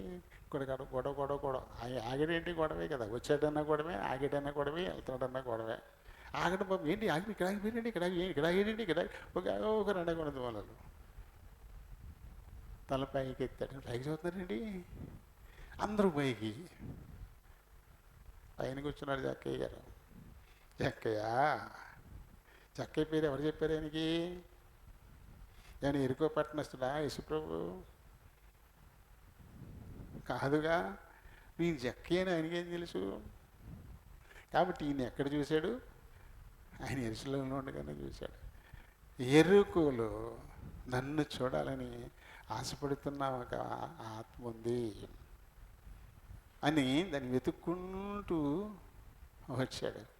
జక్కయ్య త్వరగా దిగు, ఈరోజు నేను నీ ఇంట్లో ఉండాల్సి ఉంది అన్నాడు. మళ్ళీ బయటికి గొడవే. ఏంటి ఏంటి ఏంటి ఆయన ఇంటికి వెళ్తాడా? జక్కయ్య వెళ్ళటాడు. ఇది ఘోర పాపి కదా, పేనాసుడు కదా, రక్తాన్ని పిండేస్తాడు కదా, ఆయన ఎవరు తెలియదు ఏంటి, ఆయన ఇంటికి వెళ్తానంటాడు ఏంటి? మళ్ళీ అన్నీ రానకూడదు అనులే. ఆయన ఇప్పుడు దిగుంటాడా? జక్కయ్య గారు దిగుంటాడా? ఏదో చూద్దాంలే అని ఎక్కుంటే కనుక పిలవగానే మొహం మార్చుకుంటాడు. ఏదో చూద్దాంలే అని ఎక్కినోడికి అయితే ఆయన ఏదో రహస్యంగా ఈ చెట్ల చాటు మీద కూర్చుని ఆయన చూస్తూ ఉంటే ఇలా అలర చేసేసేటి మొహం మార్చుకునేది. కానీ ఈయన హృదయపూర్వకంగా చూడాలని ఆశ కదా. ఆ పిలుపు వినగానే నేను దూకేసాడేమో అనుకుంటాను. చెట్టు దిగుండడు. మామూలు ఆనందం కాదు. ఎవరిని చూడ్డానికి ఇంత ప్రయాసపడ్డాడో ఆయన వచ్చి పేరెట్టి పిలిచి ఈరోజు నేను నీ ఇంట్లో ఉంటానంటున్నాడంటే ఎలా ఉంటుంది అది? ఆనందంలో దూకేసే ఉంటాడు. అది చెట్టు పట్టుకుని ఈయన జారిపోయి ఉంటాడు. పాపం ఎన్నో కొట్టుకుపోయి ఉంటాయి కూడా. అది ఏం రాయబడిందంటే దిగ్గానే ప్రభువుని చేర్చుకునేను అని రాయబడింది. చేర్చుకున్నాడంట. చేర్చుకోవాలంటే ఏం చేయాలి? ఒక కొత్త మంచం తెచ్చారు, ఒక కొత్త మంచం పట్టుకొచ్చారు. కొత్త మంచం తెచ్చారంటే ఏం చేయాలి ఇప్పుడు? ఏమా పాత మంచం మీద కొత్త మంచం వేస్తారా? మరి మాట్లాడరండి. ఏం చేయాలి? పాత మంచాన్ని తీసేయాలి కదా, తీసేయాలి. అప్పుడు కానీ ఈ కొత్తది ఇలా నెట్టుకోవడానికి ఉండదు. ఇప్పుడు యేసు ప్రభువుని చేర్చుకోవాలంటే ఏం చేయాలి? ఇప్పుడు ఆయనకి ఇష్టం కానీ ఎన్నో ఉన్నాయి ఆయన హృదయం నిండా కదా. స్వార్థం ఉంది, కొంచెం మంచితనం కూడా లేదు, పేదల ముఖం చూడడు, ఇంత కూడా అలా విదిలించడం, ఇలాంటివన్నీ ప్రభువుకి నచ్చనటువంటి లక్షణాలు. ఆయన నేర్చుకోవాలంటే ఇప్పుడు ఇవన్నీ తీసేయాలి. 2 ముక్కలతో చెప్పేశాడు, ప్రభువా నా ఆస్తులు సగం పేదలకు ఇచ్చేస్తాడు. నా ఆస్తులు సగం పేదలకు ఇచ్చేస్తాడు. ఇప్పుడు ఏమైంది ఇక్కడ? ఇప్పుడు పేనాసి కాదు, లోభి కాదు, ఇప్పుడు ధారాళంగా ఇచ్చేయడానికి ఇప్పుడు అతని హృదయం సిద్ధపడిపోయింది. తర్వాత అన్యాయాన్ని చక్కదిద్దుకుంటున్నాడు. ఎవరి దగ్గరైనా ₹1 అక్రమంగా తీసుకుని ఉంటే రూపాయికి ₹4 నేను చెల్లిస్తానన్నాడు. అంటే ఏమవుతుంది? ఇంకేమైనా ఉంటుందా తనకి? ఇంకేముండదు. సమస్తము ఖాళీ అయిపోతుంది. తన దగ్గర ఇంకేమీ మిగిల్చుకునేది ఇంకా ఉండదు. ఇంతకు ముందు అన్యాయంగా అక్రమంగా మోసం చేసి లోభంతో పీల్చి పిప్పి చేసి సంపాదించిన సొమ్ము యావత్తూ బయటికి తీసేస్తున్నాడు. ఇక అప్పుడు కానీ ప్రభువుని చేర్చుకోవడానికి అవకాశం ఉండదు. అప్పుడు ఏం చెప్పాడైనా, నేడు ఈ ఇంటికి రక్షణ వచ్చి ఉన్నది, ఈతడును అబ్రహాము సంతానమే అని మాట. మరి వేల కొలది జనం ఆయన చుట్టూ తిరుగుతున్నారు. ఎప్పుడు చూసినా ఆయన చుట్టూ మందల కింద తిరుగుతూనే ఉంటారు కదా. ఎవరికైనా దక్కిందా ఈ భాగ్యం? ఎవరైనా రక్షింపబడ్డారా? ఒకే ఒక్కడు కదా, ఒకే ఒక్కడు. హృదయపూర్వకంగా ప్రభువును చూడాలి, హృదయపూర్వకంగా ఆయన హృదయంలో చేర్చుకోవాలి అని ఆశ కలిగి ఉన్నటువంటి వాడు. అంతకుముందు అతని మీద ఉన్న వస్త్రాలు చాలా ఖరీదైనవి అవ్వచ్చు, వేసుకునే ఉండొచ్చు. కానీ వీటన్నిటికీ ఎంత తగిలేసింది? పాపపు కుష్టు మీద కదా కప్పుకున్నాడు ఈ గుడ్లన్నీ.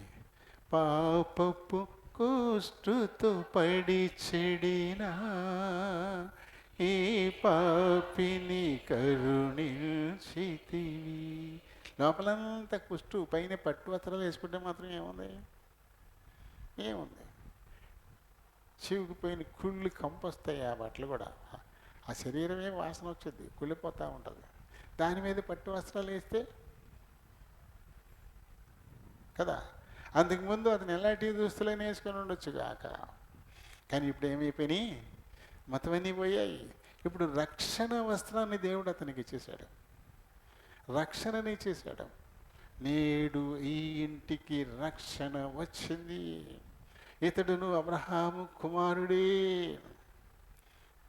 కదా. ఏమి ఆశిస్తున్నాం మనం? దేవుని సన్నిధికి వచ్చేటప్పుడు ఏ ఆశతో మనం వస్తున్నాం? మొదటి ప్రాధాన్యత ఏంటి? మొదటి ప్రాధాన్యత యేసు ప్రభు మత్తయి సువార్త 6వ అధ్యాయంలో చెప్తాడు కదా. ఏం తిందాం, ఏం తాగుదాం, ఏం ధరించుకుందాం, ఎక్కడ నివసిద్దాం, వీటి గురించి వదిలేయండి, వీటి గురించి ఈ చింత పక్కన పెట్టండి. మొదట నా నీతిని, రాజ్యాన్ని ఎదకండి. మొదటి ప్రాధాన్యత దేవుని నీతిని సంపాదించుకోవడం, దేవుని రాజ్యాన్ని సంపాదించుకోవడం మొదటి ప్రాధాన్యత ఇది. రెండవది, నీ తినడానికి తిండి కావాలని నాకు తెలుసు, నువ్వు కట్టుకోవడానికి బట్టలు కావాలని నాకు తెలుసు, నువ్వు నివసించడానికి ఇల్లు కావాలని నాకు తెలుసు, ఇవన్నీ నాకు తెలుసు, అవన్నీ నేను నీకు ఇస్తాను, నాకు తెలుసు, ఇస్తాను. వాటి గురించి కాదు నువ్వు మొదట అడగాల్సింది. మొదట నువ్వు కోల్పోయిన నీతిని సంపాదించుకోవాలా కదా. నువ్వు కోల్పోయిన నీ రాజ్యాన్ని సంపాదించుకోవాలా. మనం ఎవరిమి? దేవుని రాజ్య సంబంధులమే కదా. ఆయన స్వహస్తాలతో మనల్ని నిర్మించుకొని ఆయన వచ్చిపోవడానికి వీలైనటువంటి పరదేశంలో మనల్ని పెట్టుకున్నాడు. ఆయన వచ్చి పోవడానికి వీలైనటువంటి పరదేశంలో పెట్టుకున్నాడు. అంటే ఆయనతో పాటు సహవాసిస్తూనే ఉన్నాం, అంటే ఆయనతోనే ఉన్నాం. అది మన చోటు, పరదేశు, పరదేశే మన చోటు. మనం అక్కడే పెట్టాడు మనల్ని. అది దాన్ని మనం పోగొట్టుకున్నాం. దానికి ముందు దేవుడిచ్చినటువంటి ఆత్మీయ మైమరువును పోగొట్టుకున్నాం.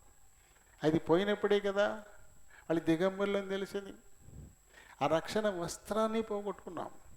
ఆ తర్వాత ప్రభు సాన్నిహిత్యాన్ని పోగొట్టుకుని వెలుపలికి నెట్టివేయబడ్డాం భయంతో. అయితే ప్రభు అవి మళ్ళీ తిరిగి మనకి ఇవ్వడానికి, ఆ రక్షణ వస్త్రాన్ని తిరిగి మనకి ఇవ్వడానికి వచ్చాడు. తిరిగి ఆయనతో పాటు ఉండేలా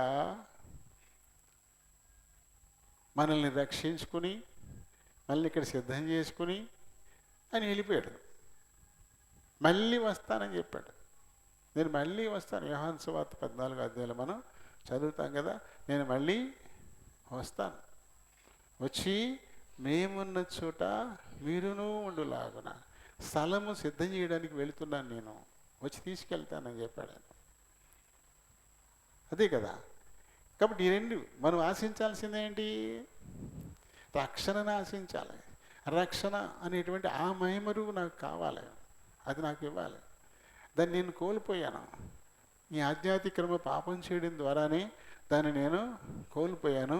అది తిరిగి మళ్ళీ నాకు ఇమ్మని చెప్పేసి మొదట దేవుణ్ణి అడగాల్సింది. అలాగే నీ నిత్య రాజ్యంలో నాకు ఒక స్థలం, చోటు ఇమ్మని మనం అడగాలి. వీటికి భిన్నంగా కేవలం ఈ లోకంలోనే వదిలిపెట్టిపోయేటువంటి వాటిని మనం కోరుకుంటా ఉన్నాం. అలా కోరుకుని ఈ లోకానికి సందేశమే చెల్లిపోయిన వాళ్ళు ఉన్నారు కదా. ఎవరి గురించి చెప్పచ్చు మనం? ప్రపంచ విజేత, the conqueror of the world, who Alexander the Great, Greek వీరుడు. గ్రీకు సామ్రాజ్యాన్ని నుంచి ప్రపంచమంతా గెలవాలని చెప్పేసి ఆయన ఏ రాజ్యం మీదకి వెళ్ళినా గెలవడమే. అవతల సందేశం చేసుకుంటారు, లేకపోతే చంపేసైనా గెలిచేసుకుంటాడు. అలా గెలుచుకుంటూ గెలుచుకుంటూ గెలుచుకుంటూ మన దేశానికి కూడా వచ్చాడు. మన దేశానికి కూడా వచ్చాడు అలెగ్జాండర్ ది గ్రేట్. వచ్చిన తర్వాత అప్పటికి ఎన్నో యుద్ధాలు చేసి గాయపడ్డ తన సైనికులు చచ్చిపోవడం మొదలెట్టారు, రోగిష్ఠులు అయిపోవడం మొదలెట్టారు. దాంతో ఇంక వెనక్కి తిరిగి వెళ్ళిపోయాడు. మళ్ళీ వెనక్కి తిరిగి వెళ్ళిపోయాడు, తన దేశానికి వెళ్ళిపోయాడు. వెళ్ళిపోయిన తర్వాత ఎంత బంగారము, ఎంత ఎన్నో మణిమాణిక్యాలు కుప్పలు కుప్పలు కుప్పలు కుప్పలుగా పట్టుకెళ్ళిపోయాడు. సంపాదించేశాడు. ఆయనకి రోగం వచ్చింది. ఎందుకంటే ఈ యుద్ధాల వల్ల ఆయనకి ఇబ్బంది కదా. ఈ దేశం కాదు ఇంకో దేశం అలా తిరుగుతూ ఉంటే ఆరోగ్యం చెడిపోద్ది కదా. తన ఆరోగ్యం కూడా చెడిపోయింది. ఓ 4 వైద్యులు ఎప్పుడు కనిపెట్టుకుంటా ట్రీట్మెంట్ చేస్తూ ఉండేవారు. అయినా రోగం కుదరట్లా, ఇంకా ఇంకా ఇంకా ఇంకా క్షీణించిపోతుంది. తనకు అర్థమైపోయింది, జ్ఞానోదయం అయిందనమాట. ప్రపంచానికి ఒక సందేశాన్ని ఇవ్వాలి అనుకున్నాడు. జగజ్జేతగా ఎలా అయితే పేరు పొందాడో అలాగే ఒక మంచి సందేశం ఇచ్చిన వాళ్ళే కూడా ఆయన పేరు పొందేశాడు. నేను చనిపోయిన తర్వాత నా పెట్టిని నాకు ట్రీట్మెంట్ చేసిన ఈ డాక్టర్లే మొయ్యాలన్నాడు. నాకు ఎవరైతే ట్రీట్మెంట్ చేశారో ఇదే డాక్టర్లు నా శవాన్ని మోసుకెళ్ళాలన్నాడు. ఎందుకు? ఈ లోక వైద్యుడు ఎవడు నీ రోగాన్ని బాగు చేయలేడు, అంతే. ఈ లోక వైద్యులు ఎవడు నేను బాగు చేయలేడు, నేను బ్రతికించలేరు అనేది లోకమందరికీ తెలియాలి. తర్వాత నా పెట్టికి నా చేతులు ఉండే చోట రంధ్రాలు పెట్టి నా 2 చేతులు బయటకు పెట్టాను అన్నాడు. ఖాళీగా పెట్టండి అన్నాడు, ఖాళీ చేతులు. అది తీసుకెళ్తా ఉంటే ప్రపంచాన్ని గెలిచి టన్నులు బంగారం, వెండి, మణులు, భాగ్యం సంపాదించిన అలెగ్జాండరు ఏం పట్టుకెళ్తున్నాడు? ఉత్త చేతులతోటే పోతా ఉన్నాడు అని నేను బతికుండగా ఎలాగో ఒక మంచి సందేశాన్ని ఇవ్వలేకపోయాను, కానీ నేను చచ్చాకైనా ఒక సందేశం ఇవ్వాలి. నాలాగా ఎంతోమంది ఇలాగే విజయకాంక్షతో ధన సంపాదించాలనేటువంటి ఆశతో తమ గురించి తాము ఆలోచించకుండా పోతున్నారు. పక్కోళ్ళ గురించి కూడా ఆలోచించట్లేదు. మరి అలెగ్జాండర్ తన సైనికుల గురించి ఆలోచించాడా? మరి కుటుంబాలను వదిలిపెట్టేసి, భార్య బిడ్డలను వదిలేసి దేశం దేశం దేశం దేశం మధ్యలో గాయాలు అవుతుంటాయి. యుద్ధం చేసినప్పుడు కత్తి తగలకుండా ఉంటుందా? కత్తితో నరుక్కున్నప్పుడు కాళ్ళు అయిపోతాయి, చేలు అయిపోతాయి, లేకపోతే తెగిపోయి గాయం అయిపోతుంది. అయినా యుద్ధాలు తప్పదు, గాయాలు కట్టుకొట్టుకుని మరి యుద్ధాలు చేయాల్సి ఉంటుంది. యాత్రకు వచ్చారు కదా, దండయాత్రకి, అంతే. ఎంతమంది సైనికులు, ఎంతమందిని బాధ పెట్టాడు, ఎంతమంది పుస్తలు తెగిపోయాయి, ఎంతమంది విధవలైపోయారు, ఎంతమంది అనాథలైపోయారు, బిడ్డలు తండ్రులను కోల్పోయి. వీటన్నిటికీ ఎవరు కారణం? నేనే కదా. నాలో వచ్చిన ఈ రాజ్యకాంక్ష, విజేత కావాలన్నటువంటి పనికి మాలిన కోరిక వల్లే కదా ఇంత నష్టం. ఇంత చేసి నేనేమన్నా దీర్ఘాయుష్మంతున్నయ్యానా? ఇంత చేసి ఒక్క మణినైనా నా చేత్తో నేను పట్టుకెళ్తున్నానా? లోకమును విడచి వెళ్ళవలేనుగా, లోకమును విడచి వెళ్ళవలేనుగా, సర్వమిచ్చటనే విడువవలెను, సర్వమిచ్చటనే విడువవలెను, విడువవలెను. ఏమైనా పట్టుకెళ్తామా? లోకాన్ని విడిచిపెట్టి వెళ్ళిపోవలసిందే. ఇక్కడేమి ఉండం, ఈ లోకంలో మనం ఏమి ఉండం, ఏమి పట్టుకెళ్ళేది ఏమీ కనబడదు కదా. ఇందులో ఇంకా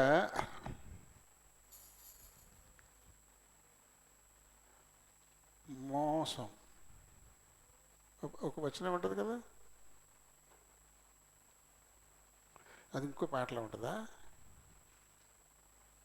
అది వేరే పాట. మోసపోతివిగా అది ఇంకో పాట. అదే జీవితము క్షణ అంగురమే అందులో ఉంటుంది.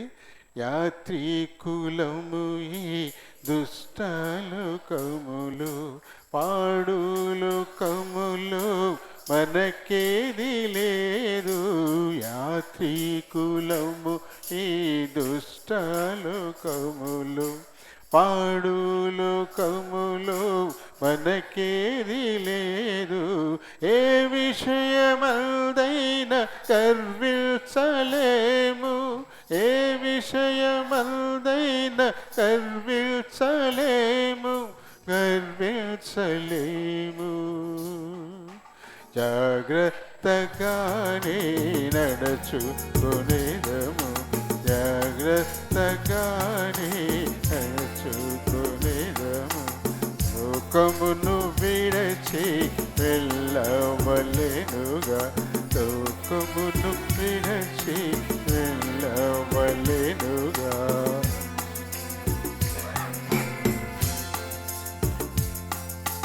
జీవము గల ప్రభు రక్షించి మనలా విమోచించి నూతన జీవమొసగే. జీవము గల ప్రభు రక్షించి మనలా విమోచించి నూతన జీవమొసగే. కొనిపోవ క్రీస్తు త్వరగా వచ్చును, కొనిపోవ క్రీస్తు త్వరగా వచ్చును, త్వరగా వచ్చును. అందుచి మనము సిద్ధపడేదము, అందుచి మనము సిద్ధపడేదము. లోకమును విడచి వెళ్ళవలెనుగా, లోకమును విడచి వెళ్ళవలెనుగా. లోకాన్ని విడిచి రిక్త హస్తాలతో ఎంతో ప్రయాసపడి నీ బ్రతుకంతా దారపోసి సంపాదించుకున్న ఏ ఒక్కటి కూడా నువ్వు తీసుకెళ్ళావు. అదే ఈ లోకానికి అలెగ్జాండర్ వద్దామనుకున్న సందేశం. అందుకే నా చేతులు చూడండి, జగత్తును గెలిచినటువంటి జగత్ విజేత అయినటువంటి అలెగ్జాండర్ టన్నుల టన్నుల బంగారం, టన్నుల టన్నుల వెండి, అబ్బో బస్తాలు బస్తాలు రత్నాలు మణిమాణిక్యాలు సంపాదించుకున్నటువంటి అలెగ్జాండర్ ఏం పట్టుకెళ్తున్నాడు? తను వెచ్చించి వైద్యం చేయించుకున్న వైద్యులు ఏమన్నా రక్షింపగలిగారా? స్వస్థపరచగలిగారా? ఆ తర్వాత ఇలాంటి మెసేజెస్ స్టీవ్ జాబ్స్ ఇచ్చాడు. స్టీవ్ జాబ్స్ యాపిల్ ఉంది కదా, యాపిల్ సంస్థ ప్రపంచవ్యాప్తంగా ఉన్న సంస్థ, లక్షల కోట్లు ఆస్తులు వాళ్ళకి. ఎవరు దాని CEO ఎవరంటే స్టీవ్ జాబ్స్. లక్షల ఉద్యోగులు అతని కింద ఉన్నారు, లక్షల కుటుంబాలు ఆయన మీద ఆధారపడి బతుకుతూ ఉన్నాయి. అంత గొప్ప సంపన్నుడు. ఆయనకి చెప్పొచ్చింది హాస్పిటల్ రూమ్ చాలా కాస్ట్లీగా ఉంది, చాలా కాస్ట్లీ రూము, ఆ పడక అన్నీ కూడా చాలా కాస్ట్లీ. ఎలా కావాలంటే అలా జస్ట్ చేతులతో అలా ఆపరేట్ చేస్తారు, మంచాన్ని ముట్టుకోక్కర్లేదు, లేక అలా పడుకోవాలా, ఇడి తిరగాల, అన్నీ. అటువంటి రూము, ఇటు ఒక మిషన్ అటు ఒక మిషన్, వాటి నుంచి వైర్లు మొత్తం ఈయన తలకాయ నుంచి కింద దాకా వైర్లన్నీ తగిలిచ్చేసి ఉన్నారు. అవి సౌండ్ చేస్తున్నాయి. ఒక్కళ్ళేడు ఆయన దగ్గర, ఆ రూములో ఒక్కళ్ళేడు. ఇంత సంపాదించాను, ఇన్ని పేరు ప్రఖ్యాతులు, లక్షల కోట్ల ఆస్తులు, ఎంతమందికి బతికిచ్చాను. ఆఖరికి నాకు ఈ మిషన్లే కదా నా ఫ్రెండ్స్, ఈ మిషన్లు తప్ప నాతో ఉండేవాడు ఒక్కడు కూడా లేకుండా అయిపోయాడు. ఈ లోకంలో నువ్వెంత ప్రయాసపడినా ఇంతే ఇంతే. ఎవడు ఉండడు నీతో అని చెప్పేసి ఆయన ఒక లెసన్ ఇచ్చాడు. Steve jobs. అంతే కదా, కొంతకాలమే ఉంటాం. ఈ కొంతకాలం ఎందుకు దేవుడు మనల్ని ఈ లోకంలో ఉంచాడు అనేది పదే పదే ఎన్నో మార్లు మనం చెప్పుకున్నాం. ఎందుకు ఉంచాడు? ఒకసారి ఎఫెసీయులకు రాసిన పత్రిక 4వ అధ్యాయంలోకి వెళ్ళిపోవాలి. 22వ వచనం నుంచి ఎందుకు ఈ లోకంలో 70 ఏళ్ళైనా 80 ఏళ్ళైనా ఎందుకు మనల్ని ఈ లోకంలో ఉంచాడు అంటే, మునుపటి ప్రవర్తన విషయంలోనైతే మోసకరమైన దురాశల వలన చెడిపోవు మీ ప్రాచీన స్వభావాన్ని వదులుకొని అందుకుంచాడు. మునుపటి ప్రవర్తన ఏదేను వనంలో ఆది తల్లి అవ్వమ్మ గారి ప్రవర్తన, సాతాను చేత మోసగింపబడి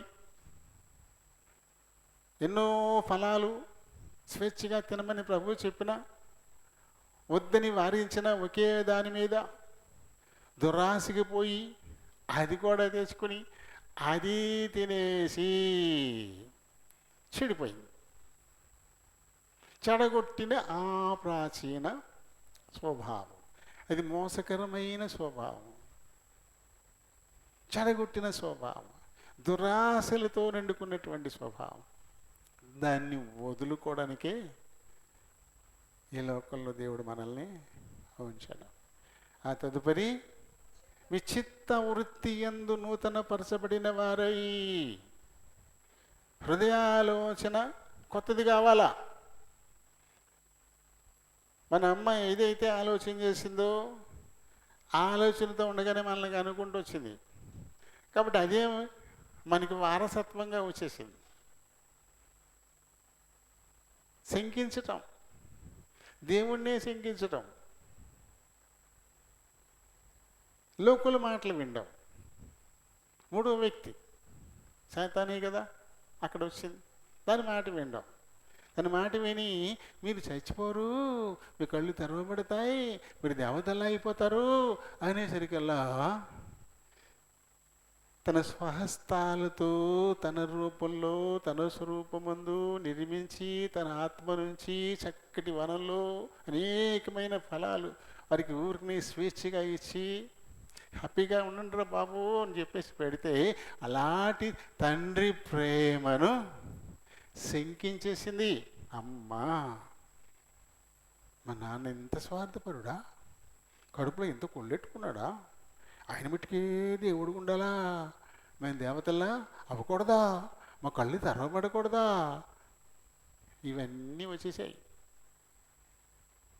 తండ్రి ప్రేమను శంకించింది. అది తన ఆలోచన.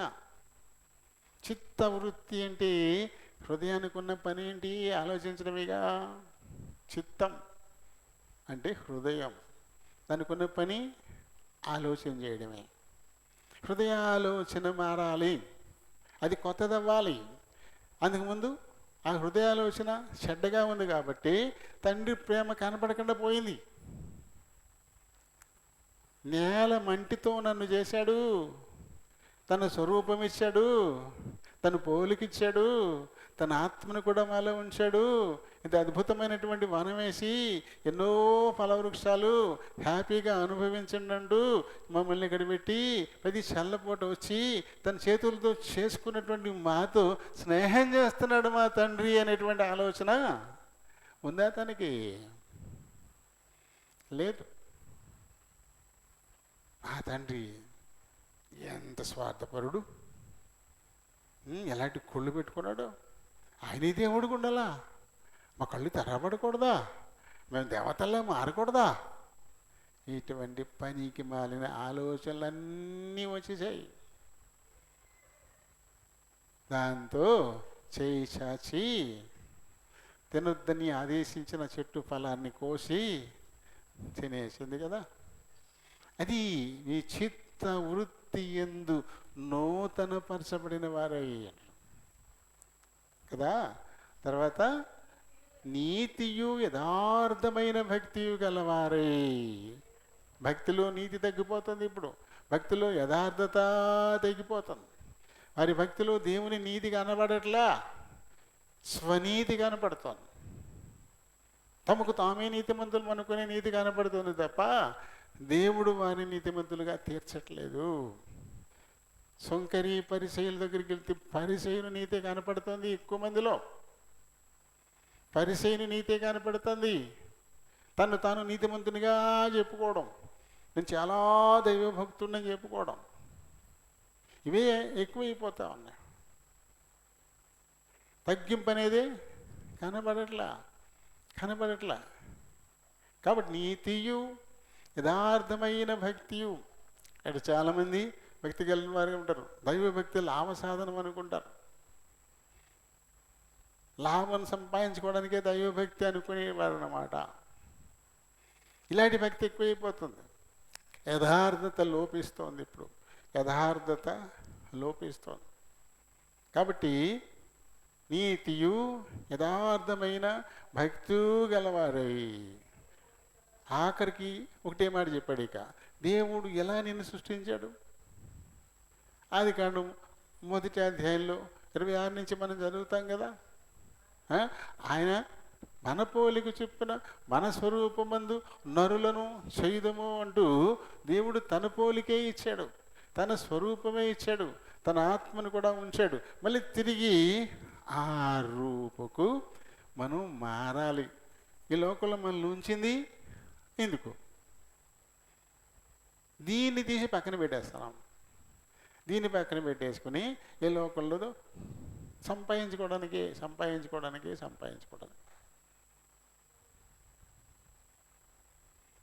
నీకు ఇస్తాడు దేవుడు.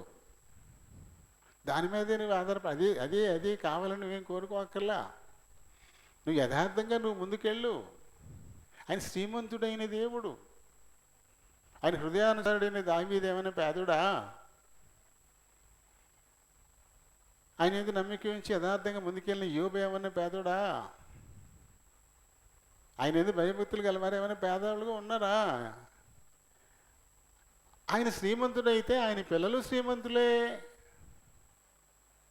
నీకు ఇస్తాడైనా.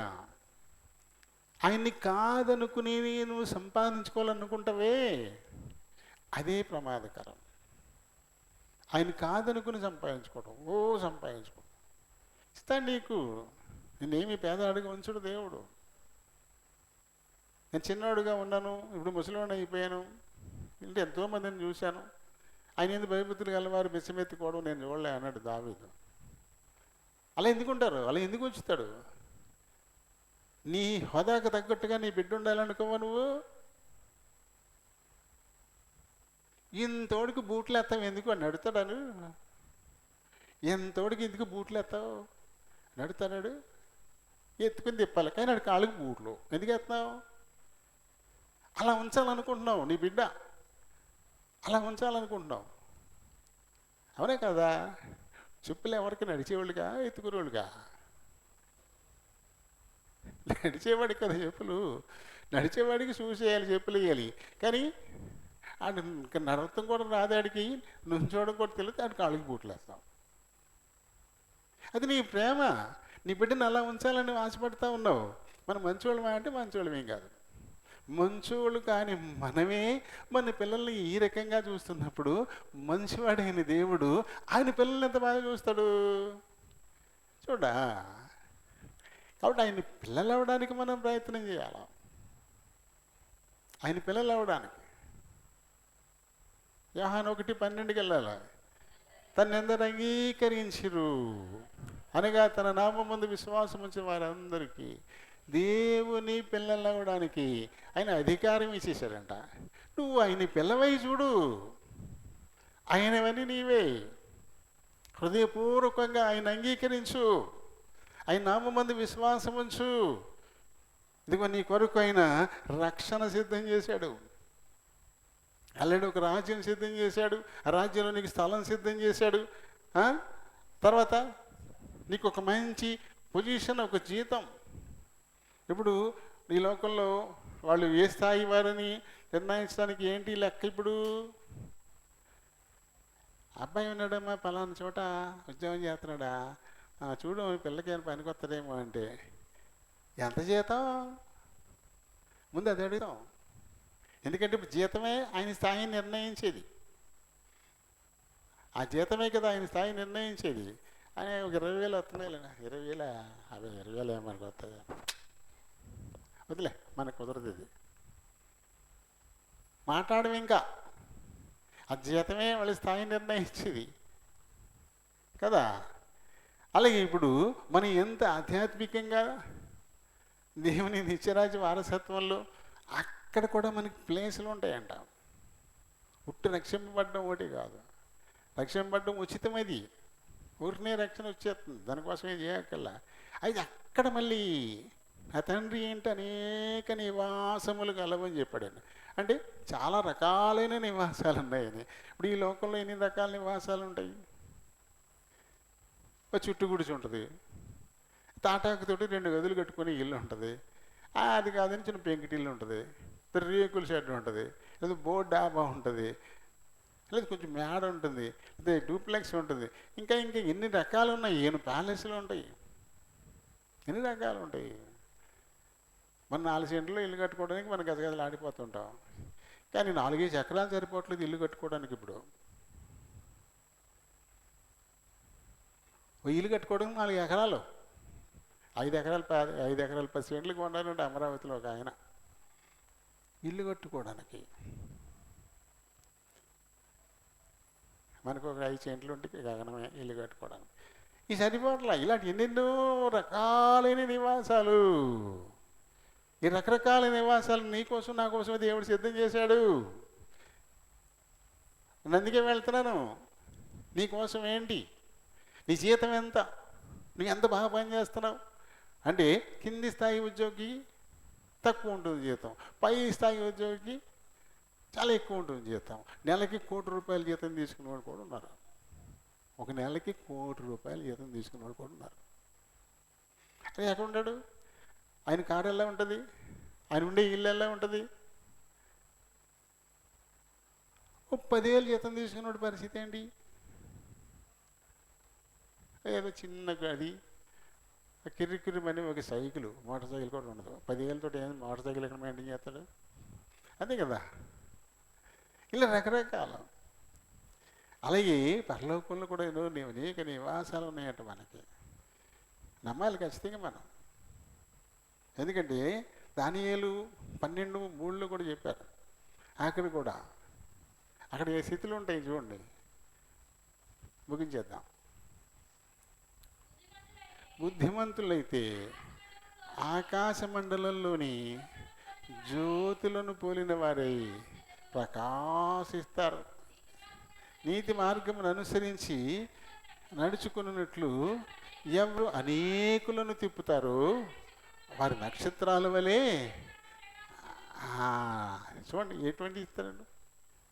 ఇవే జీతాలు మనకి, ఇదే జీతం మనకి.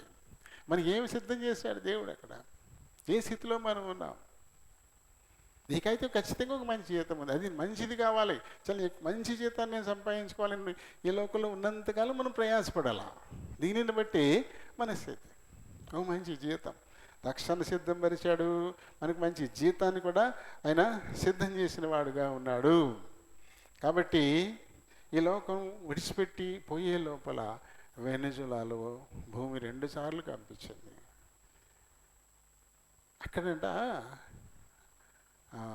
సముద్ర తీరంలో బీచ్లు ఉంటాయి కదా, ఓ బీచ్లో నేల 20 అడుగులు పెరిగిపోయిందంట. మామూలుగా బీచ్ ఉంటుంది, ఆ భూకంపం వచ్చిన తర్వాత నేల ఒక్కసారి 20 అడుగులు లేచిపోయిందంట పైకి. ఎలా? ఎంత వింతగా ఉంది చూడండి. 20 అడుగులు ఎత్తి పెరిగిపోయిందంట. ఇప్పుడు శాస్త్రజ్ఞులందరూ అక్కడ పరిగెడుతున్నారు. ఏంది ఎలా ఎలా జరిగింది, ఇది ఎలా జరిగింది? బీచ్ కాస్త ఇప్పుడు పెద్ద కొండ అయిపోయింది. 20 అడుగులు ఎత్తు కొండ కింద అయిపోయిందంట బారుని. మన హిమాలయ పర్వతాలు కూడా సంవత్సరం పెరుగుతున్నాయంట. మన హిమాలయ పర్వతాలు కూడా పెరుగుతున్నాయంట పైకి. అవును పెరుగుతాయి, ఎందుకంటే ఇదివరకు అదొక టెత్తిస్ అనేటువంటి ఒక మహాసముద్రం. ప్రజెంట్ హిమాలయ పర్వతాలు ఉన్నాయే, అక్కడ టెత్తిస్ అనే పేరుతో పిలువబడే ఒక సముద్రం ఉండేదండి. సముద్రం ఏమైపోయింది ఇప్పుడు? ప్రపంచంలోనే ఎత్తైనటువంటి పర్వతాలు ఉన్నటువంటి వరస అయిపోయింది. సముద్రం లోతు ఎక్కడో ఉండాలి, అలాంటిది సముద్రం అలా పూడిపోయి నేల సమానమైపోయి అక్కడి నుంచి పైకి ఎక్కుతా పర్వతాలు ఇప్పుడు ప్రపంచంలోనే ఎత్తైనటువంటి పర్వతాలు ఉండేటువంటి వరస హిమాలయ పర్వతాలు. అక్కడ చూడండి ఎలా మారుతుందో నేల, ఎలా మారిపోతుందో. ఇప్పుడు అది నిజమని ఇప్పుడు ఈ వెనుజులాలో ఆ సీషోర్లో 20 అడుగులు ఎత్తు లేచిపోయినటువంటి ఈ గట్టు నేల ఇప్పుడు రుజువు అనిపోతుంది. అంటే చాలా కనబడకుండా వెళ్ళిపోతున్నాయి, కానీ కొత్తవి పుట్టుకుంటూ వస్తూనే ఉన్నాయి. నిరంతరము మనం చూడండి, చపాతీ చేయడానికి పిండి పిసుకుతాం, ఇలా కొడతా ఉంటాం. ఇలా కొట్టినప్పుడు ఒక పక్క పైకి లేస్తుంది, ఒక పక్క లేస్తుంది, రౌండ్ చేస్తుంటాం. ఆ మాదిరిగానే ఈ భూమి కూడా దేవుని చేతిలో ఓ చపాతీ పిండి ముద్దలా ఉంది. ఇప్పుడు ఆయన నొక్కుతూ ఉంటే ఓ పక్కన లేచిపోతుంది, ఓ పక్కన కుంట పడిపోతుంది, అలా అయిపోతుంది. భూమి అలాగే ఉంది ఇప్పుడు. ఎప్పుడు ఏం జరుగుతుందో తెలియనటువంటి పరిస్థితి. ప్రతిరోజు సగటున 5 సార్లు భూమి కంపిస్తుందండి ప్రపంచంలో. ప్రతిరోజు రోజుకి 5 సార్లు 5 చోట్ల భూమి కంపిస్తూనే ఉందంట. మరి ఎప్పుడెప్పుడు మన దగ్గరికి వస్తుందో తెలియదు, ఎప్పుడు మన కాళ్ళ కింద నేల కదులుద్దో మనకి తెలియదు కదా. ఆ వెనుజులాలో ఒక బహుళాంతస్తుల భవనం పడిపోతే పైనుంచి క్లియర్ చేసుకుంటూ వస్తుంటే ఒక చెయ్యిలో ఊగుతుందంట. కింద పడిపోయినాడు శిథిలాల్లో, చెయ్యి ఊగుతుందంట. అతను అందులోంచి లాగడానికి లేదు, చాలా మెదడిపోయినాయి. అలా ఉన్న ఊడికి కాస్త నీళ్లు, లిక్విడ్ ఆహారం అలా అందించి తర్వాత 70 గంటలకి ఎన్ని ఒక్కోటి తీస్తే అతను బయటికి తీశారు. బతికాడు బంగారులా. ఎలా ఎంత చూడండి, వెనుజులాలోనే చాలా అంతస్తుల భవనం, అంత ఎత్తు మొత్తం కుప్ప కింద పడిపోతే అడుగున ఇక్కడ వెతుకుతున్నారు. మొత్తం శిథిలాలు తీస్తా ఉంటే ఇతను చెయ్యిలా కదుపుతున్నాడట. ఎవడో చేకూరుతుందని పరిగెత్తుకుపోతే ఒక మనిషి ఉన్నాడు అక్కడ. లాగుదామంటే చాలా వెయిట్ ఉండిపోయింది. అప్పటికప్పుడు వెయిట్ తీయాలంటే పైన బోళ్ళంత ఉంది. అటు బతకాలంటే ముందు అడికి గాలి, కథ నీరు, ఆహారం అందిస్తా ఉంచి అతని హాని కలగకుండా జాగ్రత్తలు తీసుకుని ఒక్కొక్కటి మెల్లగా తప్పించుకుంటే 70 గంటలు ప్రయాసపడితే అతను తీశారు, బతికాడు. ఇలాంటివి వింతలు కదా. ఏమో అతని వల్ల ఈ లోకానికి ఏమన్నా మంచి జరగాలేమో, దేవుడు అందుకోసమే ఆయన ఉంచాడేమో, ఇలాంటివన్నీ జరుగుతూ ఉన్నాయి. ఇవన్నీ మనం నిరంతరంగా చూస్తూనే ఉన్నాము. ప్రభువు నీ కొరకు నా కొరకు ఒక మంచి రక్షణను సిద్ధపరిచిన వాడుగా ఉన్నాడు. అందుకోసమే ఈ లోకానికి రావడం అనేది జరిగింది.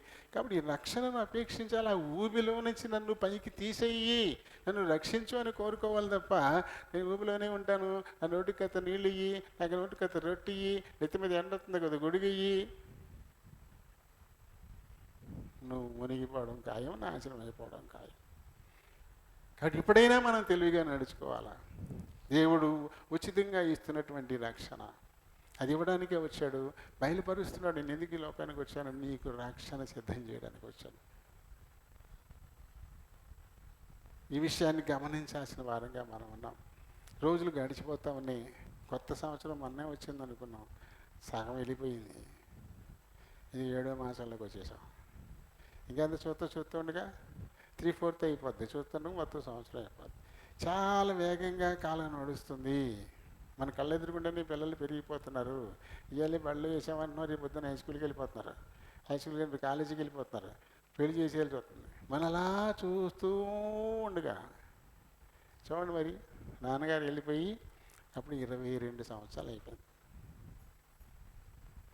నాన్నగారు వెళ్ళిపోయి 22 ఏళ్ళు అయిపోయింది. అప్పుడే 22 సంవత్సరాలు, మించి ఒక తరం అన్నమాట. ఎంత వేగంగా గడిచిపోతుంది చూడండి. పూర్తిగా నేను వచ్చి ఎంత 21 సంవత్సరాలు, అది వెళ్ళిపోయినండి వచ్చానుగా కొన్ని నెలలు తేడా అంతే. అప్పుడు 21 సంవత్సరాలు అయిపోయింది అక్కడికి వచ్చి. ఎంత వేగం చూడండి, ఎంత వేగం, చాలా వేగంగా కాలం గడిచిపోతూ ఉంది. మరి ఎంత తొందరగా మనల్ని మనం సరిదిద్దుకుంటే అంత మంచిది. ప్రభు ఇచ్చినటువంటి రక్షణ సంపాదించుకోవడానికి వీలుగా పూర్తిగా పొట్టి చక్కేలాగా ఆయన్నే చూడాలి. ఆయన ఎలా ఉంటాడో నేను చూడాలి, ఆయన కొడగల నేను తెలుసుకోవాలి. అందుకొరకు మనం ప్రయాసపడితే అలాంటి వారు ఎక్కడున్నా అలాంటి వారిని రక్షించడానికి ఆయన పనిగట్టుకుని వచ్చాడు. వేదకి రక్షించడానికే ఆయన వచ్చిన వాడిగా ఆయన ఉన్నాడు కదా. దేవుడి మాటని దీవించునుగాక. ఆరాధన చేద్దాము. ప్రేమ కలిగిన మా ప్రియ పరలోకపు తండ్రి, కృప కలిగిన మా దేవ, ఘనమైన అత్యున్నతమైన దేవ, వందనాలు స్తోత్రాలనైనా మీ కృప చొప్పున ఇంతవరకు మా మధ్య నుండి మాకు నేర్పించిన ఆత్మీయ సత్యాలను బట్టి హృదయమారా మీకే కృతజ్ఞతాస్తుతులు చెల్లిస్తూ ఉన్నాను. ఆయన మీరు మా కోసం మీరు ఒక రాజ్యాన్ని సిద్ధం చేశారు, మా కోసం ఆ రాజ్యంలో స్థలాన్ని సిద్ధం చేశారు. అలాగే మా కోసం ఒక మంచి జీతం, మంచి పొజిషన్ మా కోసం మీరు సిద్ధం చేశారు. అలాగే మరి ఈ రాజ్యంలో ప్రవేశించడానికి ముఖ్యంగా కావాల్సింది రక్షణ కాబట్టి అటువంటి ఒక రక్షణను మా కొరకు సిద్ధపరిచిన వారుగా ఉన్నారు. అని ప్రతి వారం కూడా నాయన ఈ లోక సంబంధమైన మేళ్లను కాకుండా నీ రక్షణను ఆకాంక్షించే వారుగా ఉండడానికి సహాయం చేయమని కోరుతూ ఉన్నాను. ఇప్పుడైతే ఆరాధించబోతున్నారు, మీరు ఆత్మ ఉన్నారు కనుక ఆత్మతో సత్యముతో ఆరాధించడానికి సహాయం చేయమని మా ప్రభువును మా రక్షకుడునైన యేసు నామములో ఈ మనవులు సమర్పిస్తూ ఉన్నాను మా పరమ తండ్రి. ఆమేన్. ఎపిసీలకు రాసిన పత్రిక 4వ అధ్యాయము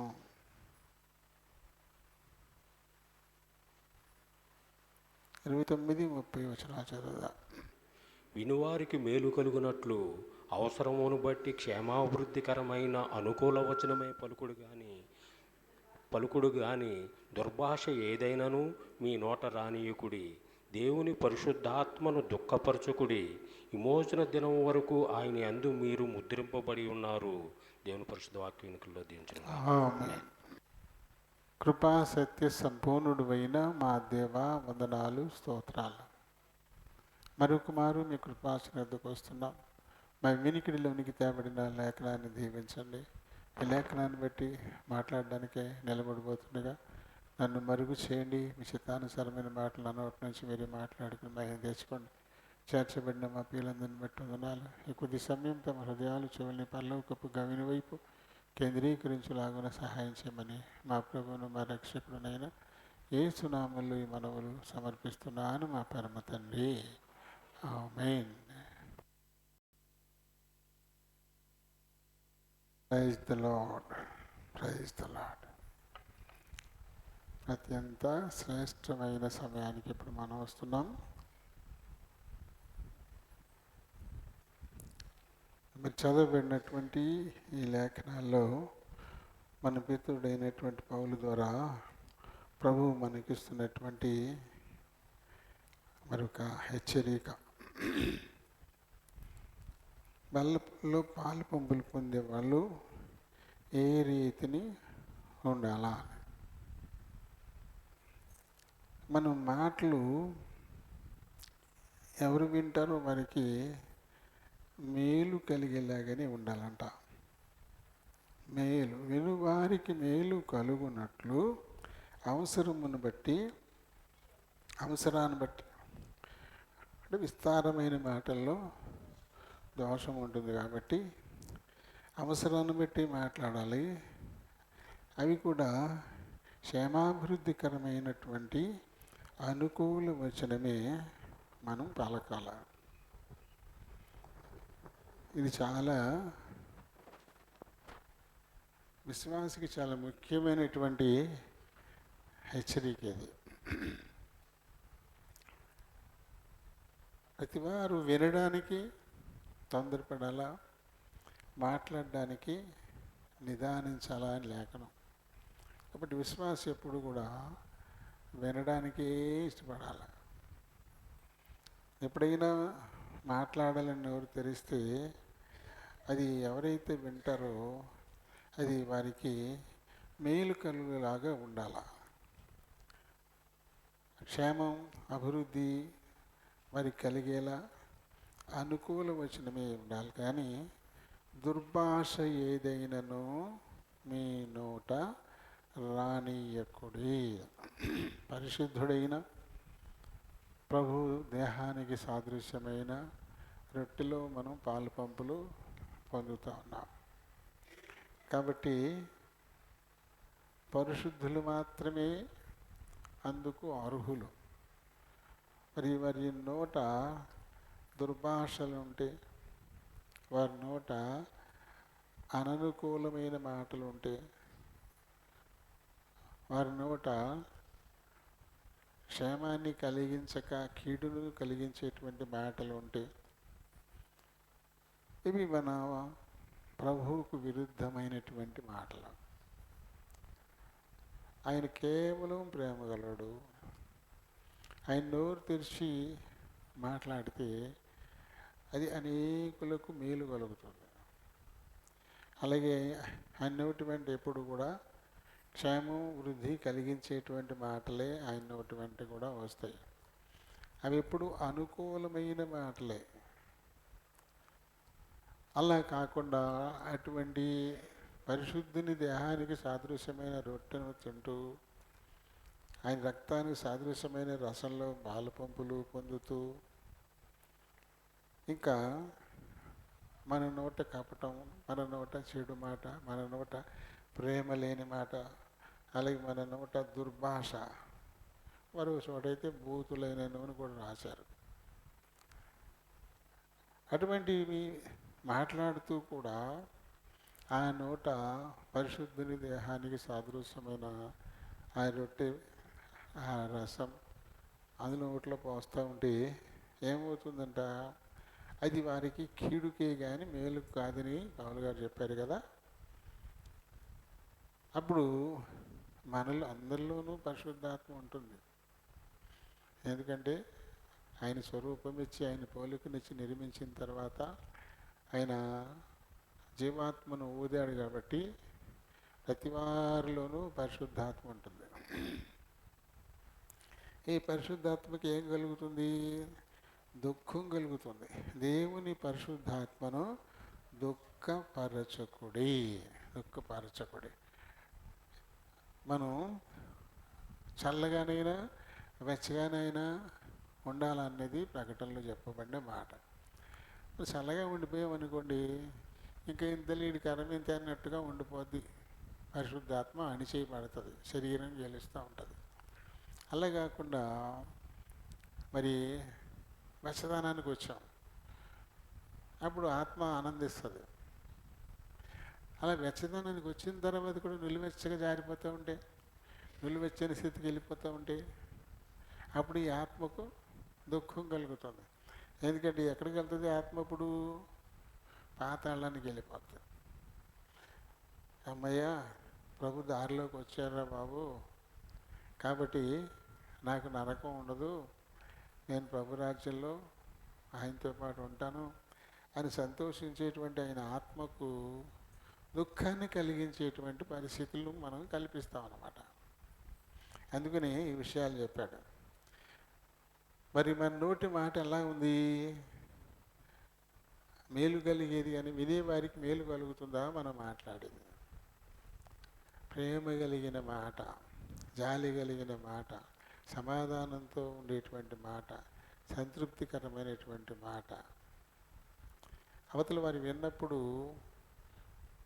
ఖచ్చితంగా వారికి అది స్వాంతని కలిగించే మాటలాగానే ఉంటుంది. దుఃఖంలో ఉన్నవారు వాడికి ఓదార్పు మాటలే కావాలా. ఎలాంటి మాటలు ఓదార్పునిస్తాయి? ప్రభు ప్రేమతో నిండినటువంటి మాటలు. ఆ మాటలు వినడాన్ని బట్టి వాళ్ళు ఓదార్పు పొందుతారు, ధైర్యం పొందుతారు, నేను ఇంకా బ్రతకాలి బలంగా అనేటువంటి ఒక మంచి నిర్ణయానికి వస్తారు.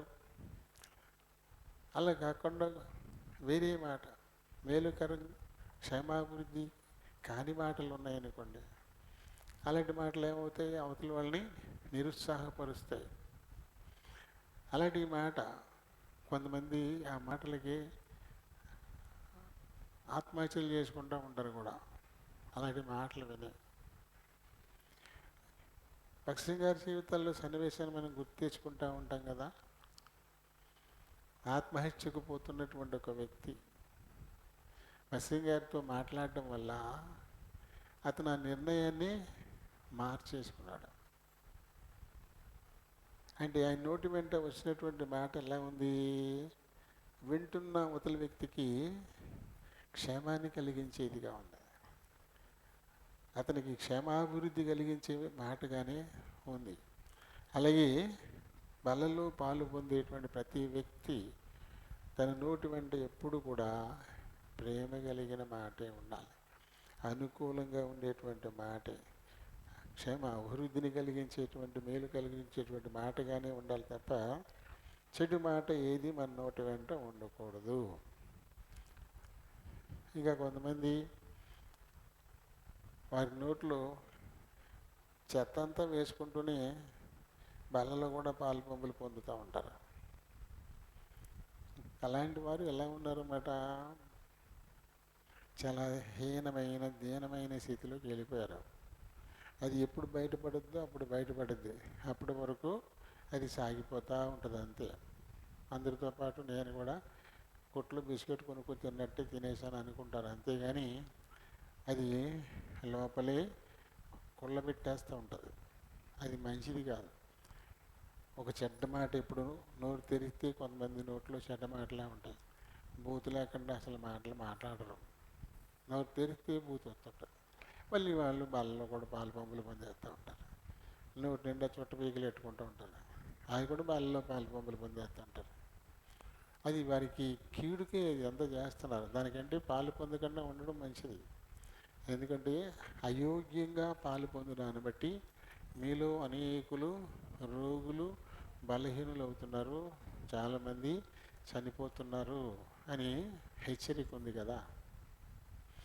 కాబట్టి ఎవరైతే బలలో పాలు పంపులు పొందడానికి ఇష్టపడుతున్నారో అలాంటి వారి ముందు తమ హృదయాన్ని జాగ్రత్తగా పరిశీలించుకోవాలా. హృదయంలో ఏముందో దాన్ని బట్టి నోరు మాట్లాడుతుంది. వినువారికి మేలు కలుగునట్లు అనుకూల వచనము. అది హృదయంలో ఎలాంటి స్థితి ఉందో దానిని బట్టి నోరు మాట్లాడుతుంది కదా. హృదయంలో ప్రేమ ఉందనుకోండి, అవతల వారికి క్షేమం కోరేటువంటి స్వభావం ఉందనుకోండి, అప్పుడు నోటి వెంట అలాంటి మాటలే వస్తాయి. అలాగే అక్కడ అందుకు భిన్నంగా హృదయం ఉంటే ఇప్పుడు హృదయంలోంచి వచ్చే మాటలు ఎలా ఉంటాయి? అవతల వారిని నిరుత్సాహపరిచేవిగా ఉంటాయి. అవతల వారిని అవి ధైర్యపరచవు, బలపరచవు. నిరాశలోకి, నిస్పృహలోకి, కుంగుదల్లోకి తీసుకెళ్ళిపోయేవిగా ఉంటాయి. అలాంటి మాటలను బట్టి వాళ్ళు నష్టపోతారు. అదేమవుతుంది? పరోక్షంగా వారి ప్రాణ హత్యకు కారకులు వాళ్ళే అవుతారు. కొంతమంది మాటల వల్ల కొంతమంది ఇలాంటి ప్రేరేపణ పొందుతూ ఉంటారు. అలా చట్టాలు ఉన్నాయి ఇప్పుడు. అలా ఎవరినైనా ఆత్మహత్య చేసుకోవడానికి ప్రేరేపించే మాటలు మాట్లాడితే వాళ్ళని తీసుకెళ్ళి వాళ్ళేస్తారు లోన. నేనేం చేయలేదు కదా అంటాను, కానీ ప్రేరేపణ నువ్వే కదా. కత్తి చేతికిచ్చి పంపించినట్టేనంట. అలా ఉంటే చట్టం చెబుతుంది అలా. మరి ఆ చట్టానికి మరి అతీతమైనటువంటి దేవుని ప్రేమ ఇది. రక్షింపబడిన ప్రతి వారు బలలో పాలు పంపులు పొందేవారు క్రీస్తు నిజమైన ప్రేమను కలిగిన వారు. ఆ ప్రేమకు వారసులు కావాలి. తాము రక్షింపబడిన రీతిని ఇతరులు కూడా మేలు పొందాలా, రక్షింపబడాలా అనేటువంటి ఆకాంక్ష కలిగి వారి నోటి వెంట విని వారికి మేలు కలిగించే మాటలు, క్షేమాభివృద్ధికరమైనటువంటి మాటలు ఇవి మరి మాట్లాడాలి. ఇంకా కొన్ని చెప్పారు ఇందులో. పైకి వెళ్తే 26వ వచనంలో సత్యమే మాట్లాడాల, సత్యమే మాట్లాడాలంట.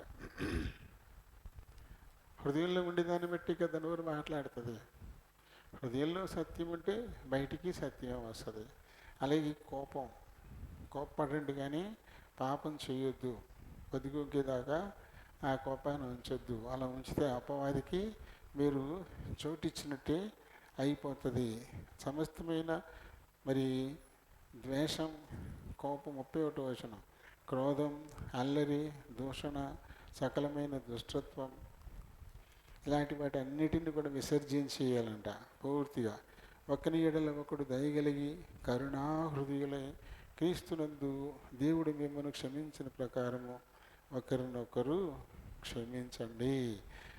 ఎవరైతే ఇలాంటి స్వభావం అంటే చిత్తవృత్తి యందు నూతన పరచబడితే ఇవన్నీ చోటు చేసుకుంటాయి.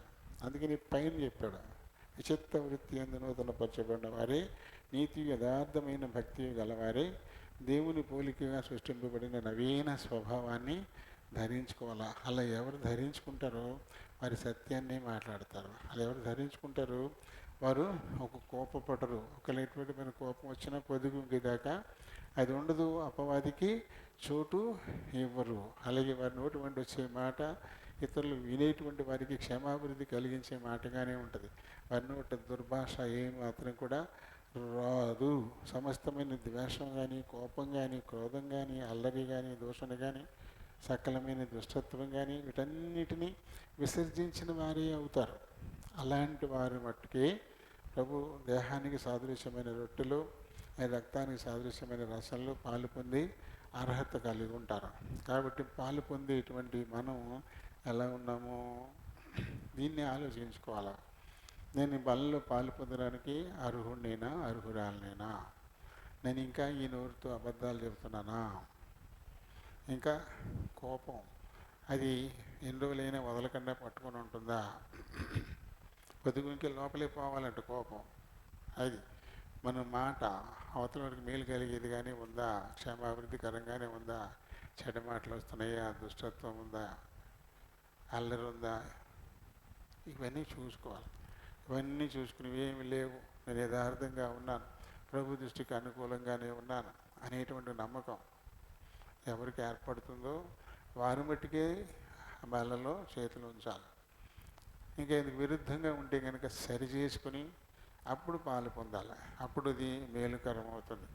ఇంకా వలయని దాచిపెట్టుకుని కపటంగా మనం పాలు పొందితే దేవునికి దాచిపెట్టలేం కదా. అలా ఎవరు పాలు పొందుతారో అలాంటి వారికి అనారోగ్యకరమైన పరిస్థితులు ఏమాత్రం బాగోదంట. అది మేలుకరం కాదని ఖచ్చితంగా హెచ్చరిక ఉంది. కాబట్టి మన హృదయాలను జాగ్రత్తగా పరిశీలన చేసుకుని తగిన యోగ్యతతో పాలు పొందుదాం, మేలు కలుగుతుంది. దేవుడి మాటల్ని దీవించును గాక.